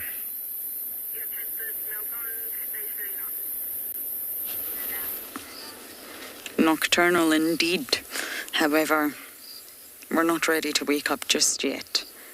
Now, Shimbulu and Ngwazi made an appearance, but they've ran back inside the den. And Ntima's disappeared, but I do believe many of you opted to say that I'm not crazy and that you also noticed it. So I can't honestly determine at this stage what's happening with Ntima. That was such a brief visual. But a while back, Ntima's tummy did not have those prominent glands. Once a female is pregnant, they become very, very prominent. And then, of course, once a female is lactating and she's given birth, they become very full, just like any mammal. Part of being a mammal is producing milk, the females, at least, through their mammary glands, just like humans. And I'm wondering whether Ntima's pregnant. Now, I saw her a while back, and I'm trying to think when in my memory, and I saw the mammary glands, and immediately I thought, Ntima, you could be pregnant. So I wonder if she's still pregnant, and any minute now, Ntima could give birth. I'm not entirely sure at this stage she's given birth or not, but it would be so good if we could just get a better look at her underside. Now, hyenas are pregnant for 16 weeks, so it's 4 months. It's longer than the cats, not by much. And of course, as many of you know, they stash their cubs in natal dens before bringing them to the communal den. And this is the first time I've seen Ntima in quite some time. I wonder if I need to start checking den sites soon. And Tima's going to be 4 in February, can you believe it? So she absolutely is the correct age. And the fact that Ntima's mother's a matriarch helps her a lot in terms of her position in the hierarchy, her health, her general well-being is vastly improved since her mother became the matriarch. If Ribbon was still right at the bottom of that hierarchy, it would not be good for Ntima. She would even be lower than her mother, most likely, although there was some doubts about that, and she would be a low-ranking female. Hi, you're asking about seasonality in pregnancy for hyenas. Now, they can get pregnant throughout the year. There's not really technically a season, like impalas, for example, who have the rutting season, and then all these sort of impalas drop their lambs at once. But generally speaking, like a lot of predators, they tend to coincide it with summer, because summer brings everything is plentiful. It brings water, it brings lush vegetation, and of course, many of the antelope species have their young, so it brings a plethora of food. Lambs, calves, all sorts. So generally speaking, they do time it with summer, but it's not restricted to a season, if that makes sense. And because they do den communally, once the cubs get to a certain age, it makes sense for them all to have their young at one time. So it's not bang on time. You see we've got different age groups here, but it does make sense for them to actually have their young all together so they can be stashed in the communal den together. It's really, really beneficial for a hyena clan. They need to socialize, they need to interact, they need to learn. They need to establish their place in the hierarchy. They need to understand who they're dominant to, who they're submissive to, who's the boss.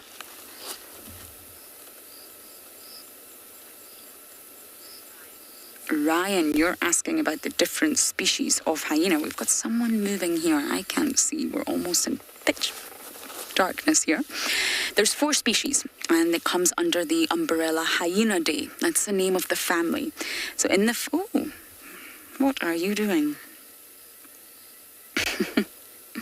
Hello? And the family consists of 4 species, and it's the brown hyena that you find quite often at Swallow, for example. The striped hyena, which is very, very rare, but it's quite common in East Africa, potentially even Botswana. You then get the spotted hyena that we're looking at right now, the most common, the most numerous, and the largest of them all. And then you get the aardwolf. The aardwolf, believe it or not, is a termite eater. You will only find it eating termites and maybe in winter ants.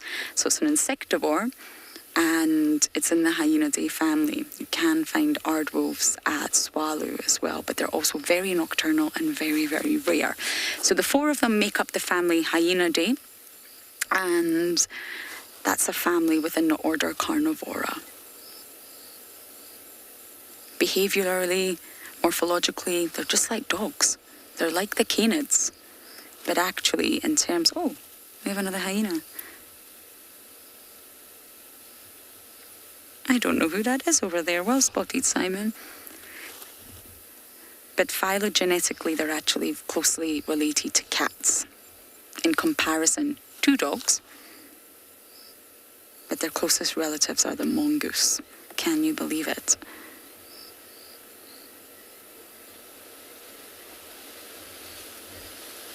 Oh, you see that lovely flash of white light?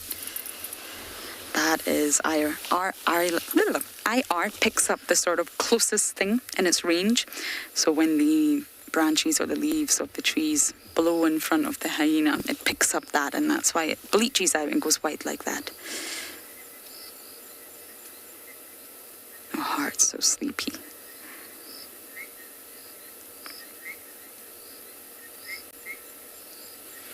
Oh, and Tima, this is such exciting news. I can't stop thinking about it. I wonder if we'll maybe have a little holiday birth cubs, Christmas cubs.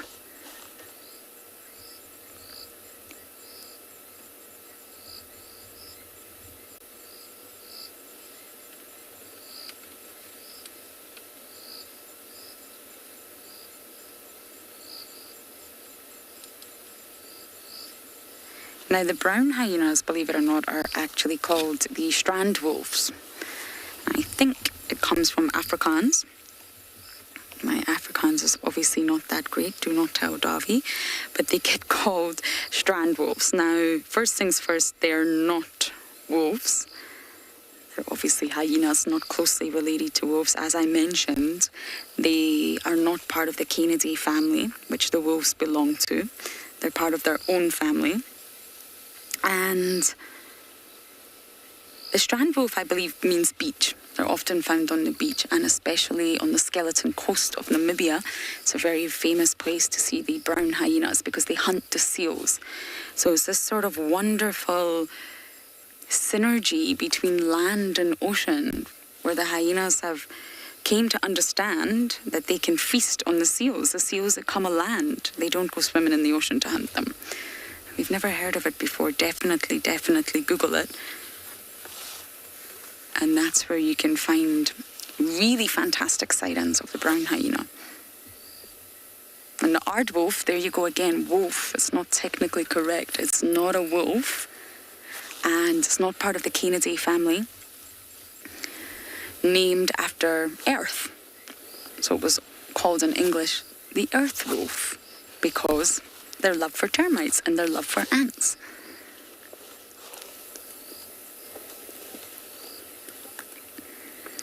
Oh, so talking of the Kennedy family, I believe Deirdre has found some bat-eared foxes.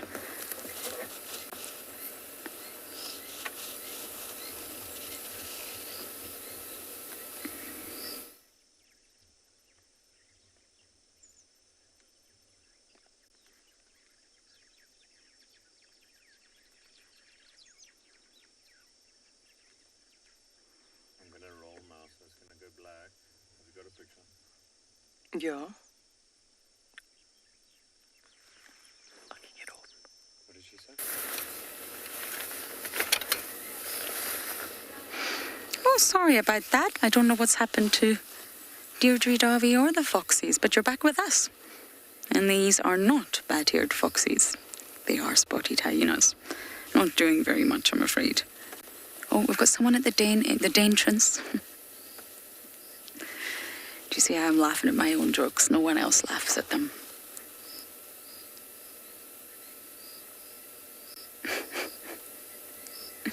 Now, we spoke this morning, if any of us watching, about the claws of lions and how they should be called protractable rather than retractable. But either way, they're protected in sheaths. Now, you can see, even just looking at this gorgeous little cubby here, the nails are out, the claws are out. They never retract or protract, whichever way you want to look at it. And there's no sort of protective sheath to keep them in. One reason that definitely makes them not in the cat family, that's for sure. Oh, it's sleepy time. So this time, I'm going to send you guys across to Andrew and his sleepy lions.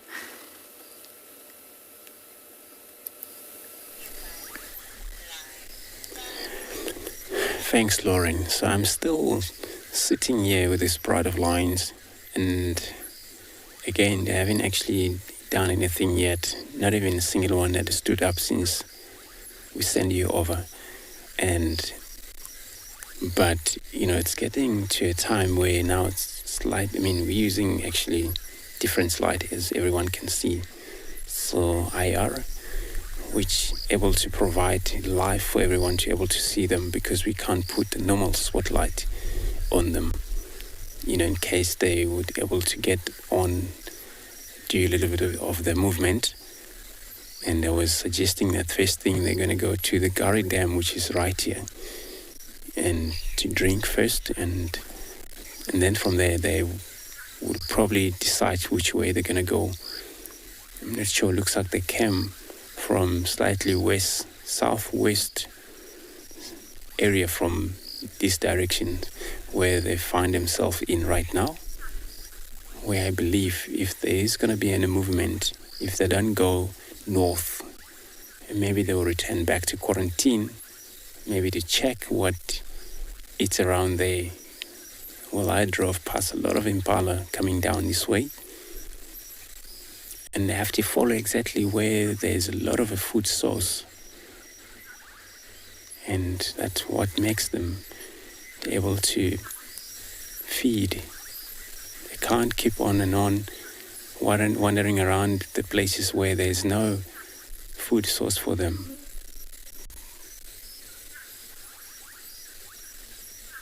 But, we saw zebra far. I mean, not a zebra, but the wildebeest far away. That was actually the western boundary. So none of them in quarantine. So that would be actually a good chance of medium size for these whole pride to able to feed all of them in here.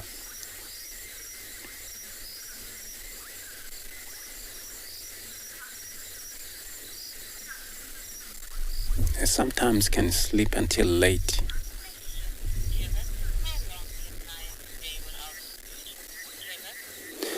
Kevin, you want to know how long lion can stay without food? So I've seen lion die of starvation. That was actually that injured take places. So it's probably a week, and then all lost condition. Eventually you find him the other day, which just died. Depending, sometimes when they're not injured, just because of maybe that happens, there's no such a food for them to hunt around. Nothing they can eat, not even a lizard, nothing, not even tortoises. So they can go a week. I think it's pretty much enough for all cats to be able to survive. And then they actually, after a week, then of course you see them starting to lose the condition. They won't die the very first week, but the second week they would actually get very much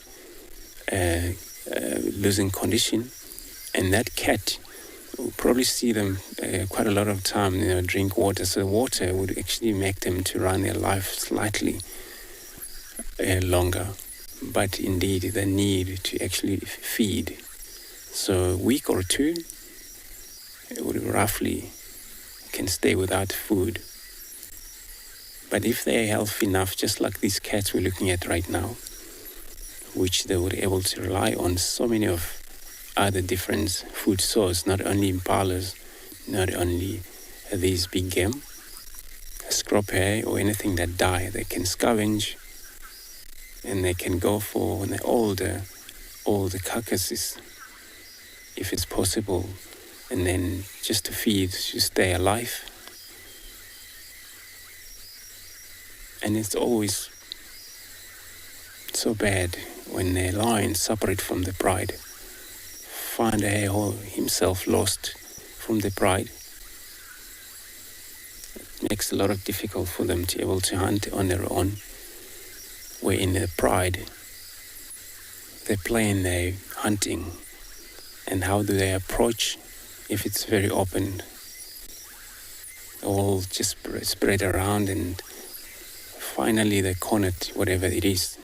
And able to, whoever's killing in there, it's fine, doesn't matter, but corporate feed take places. If there is no dominant male in that area, if it's then the dominant male involved in it killing, if there's impala which is small for the whole of this pride, then he will be worried too much that they're going to empty it up. So all he does, he's going to hold it back and growl or fight everybody away from that carcasses. So all he does just to take for himself, feed for himself. So I'm going to take another moment with this pride of lions, and then I'm going to be sending you over to Lauren again with her hyenas.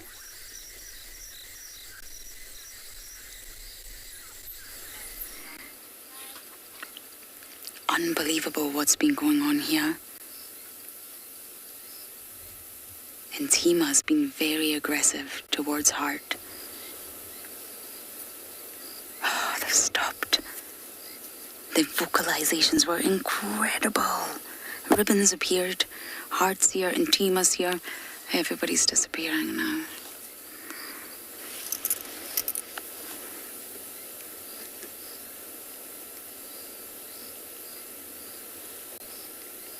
Wow.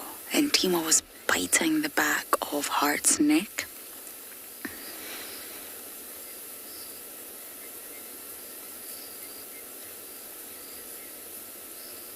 Tails were up, and Tima and Ribbon's tails were erect, right up.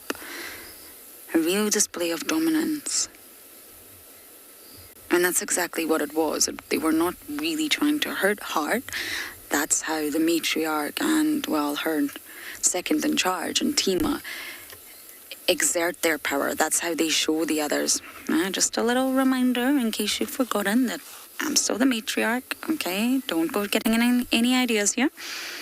That's the sort of message that was. There was a little bit of licking and sniffing. It was incredible. But overall, the message was, I'm still in power. Don't ever forget that. And off they go into the dark, just like that. Nocturnal predators have disappeared into the darkness. Except Heart, of course.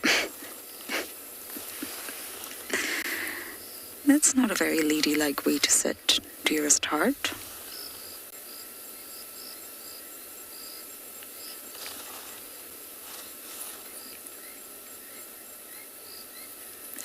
Chris, I really don't think so. Male hyenas, whether you're a natal male or an immigrant male, you're still part of the clan. Yes, you're definitely not at the top of that food chain. You're definitely, well, you're not treated so well by the females, shall we say. They abuse you from time to time. They take advantage of you. But you're still part of the clan. You're still part of the Juma clan. And they need you. The females need you for your sperm. So they can't be too mean to you all the time. And it's very, very unlikely that they would hurt a cub. Just like Swazi this morning. Now, Swazi's a young male, but he was very excited. He was so excited, a bit boisterous.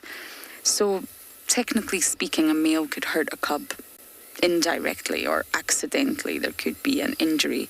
But the males would not come in and kill the cubs. Absolutely not. No, not within their own clan. Now, if it was a neighbouring clan or a rival clan, I'm not sure what would happen. It can be very aggressive between adults. But within their own clan, their own society, no, they wouldn't hurt them intentionally. Absolutely not. You're very intrigued by cubs when you watch the males. It's like, how did these things come around? How on earth are they here? What are they? Little did they know that they're behind it.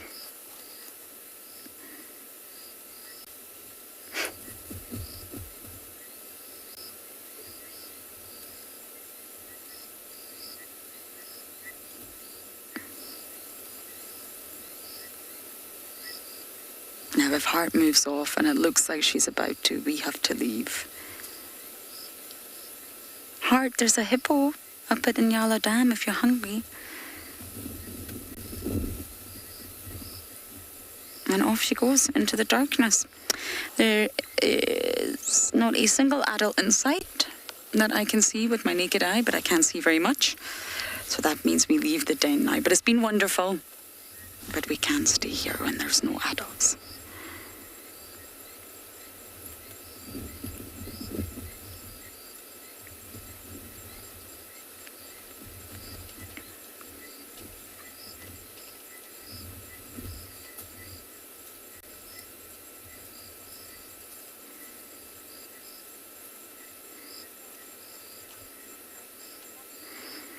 Okay, it's a final goodbye from Heart. She's turning around to see us all. But we are going to leave the hyena den now, but we're going to send you lot all the way down to Swallow and those bat-eared foxes.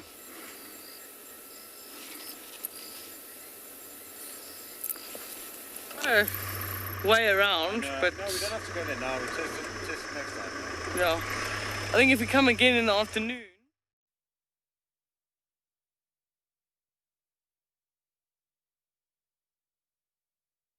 What they used to... Sorry about that. We still here with our pride of line. Always seen one of the few of them heads up, and they all just went down flat again. So they haven't actually decided to move on.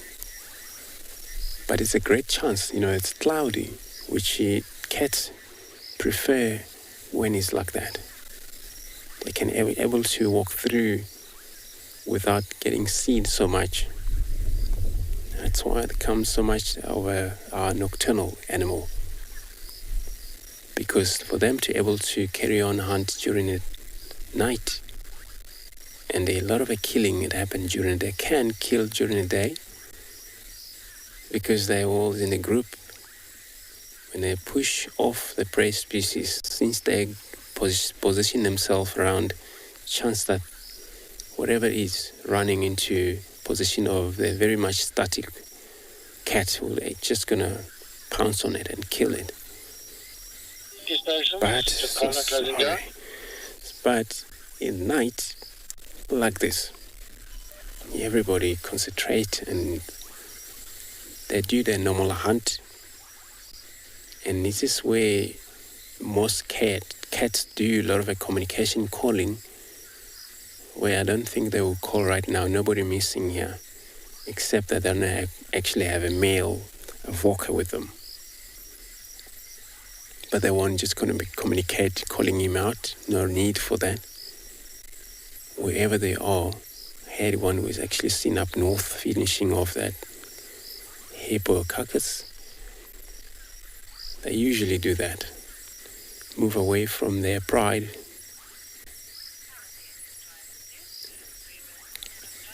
And then for that, it's actually good that it's, just a rain that happened yesterday or throughout the night.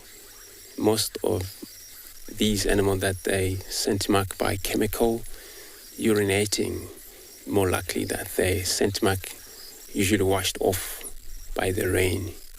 So there would be so much of reactivating their scent, where female will help them, but they have to do themselves when they're away from this pride. And they even separate from the part from where they are. Each one takes its own route. There's no problem about that. The only problem is when they outnumber, here comes another strong coalition of male. Of course, he will get killed because he's outnumbered. And this is how sometimes I'll see the coalition of male going down. Once they separate from one another, there's a chance they might lost a fight, and that way then it's going to be so much of problem for this pride. If for example, if they have a very much young age, they're more than likely to be wiped off by a new arrival. So it's so much of politics happening as cats. I won't tolerate somebody else's gene pool. The new males coming in, they will be looking forward to develop their own gene pool within the pride, not to take care of somebody else's gene pool.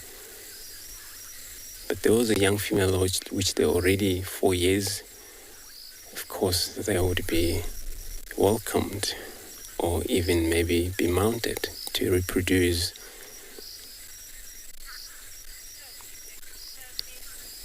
So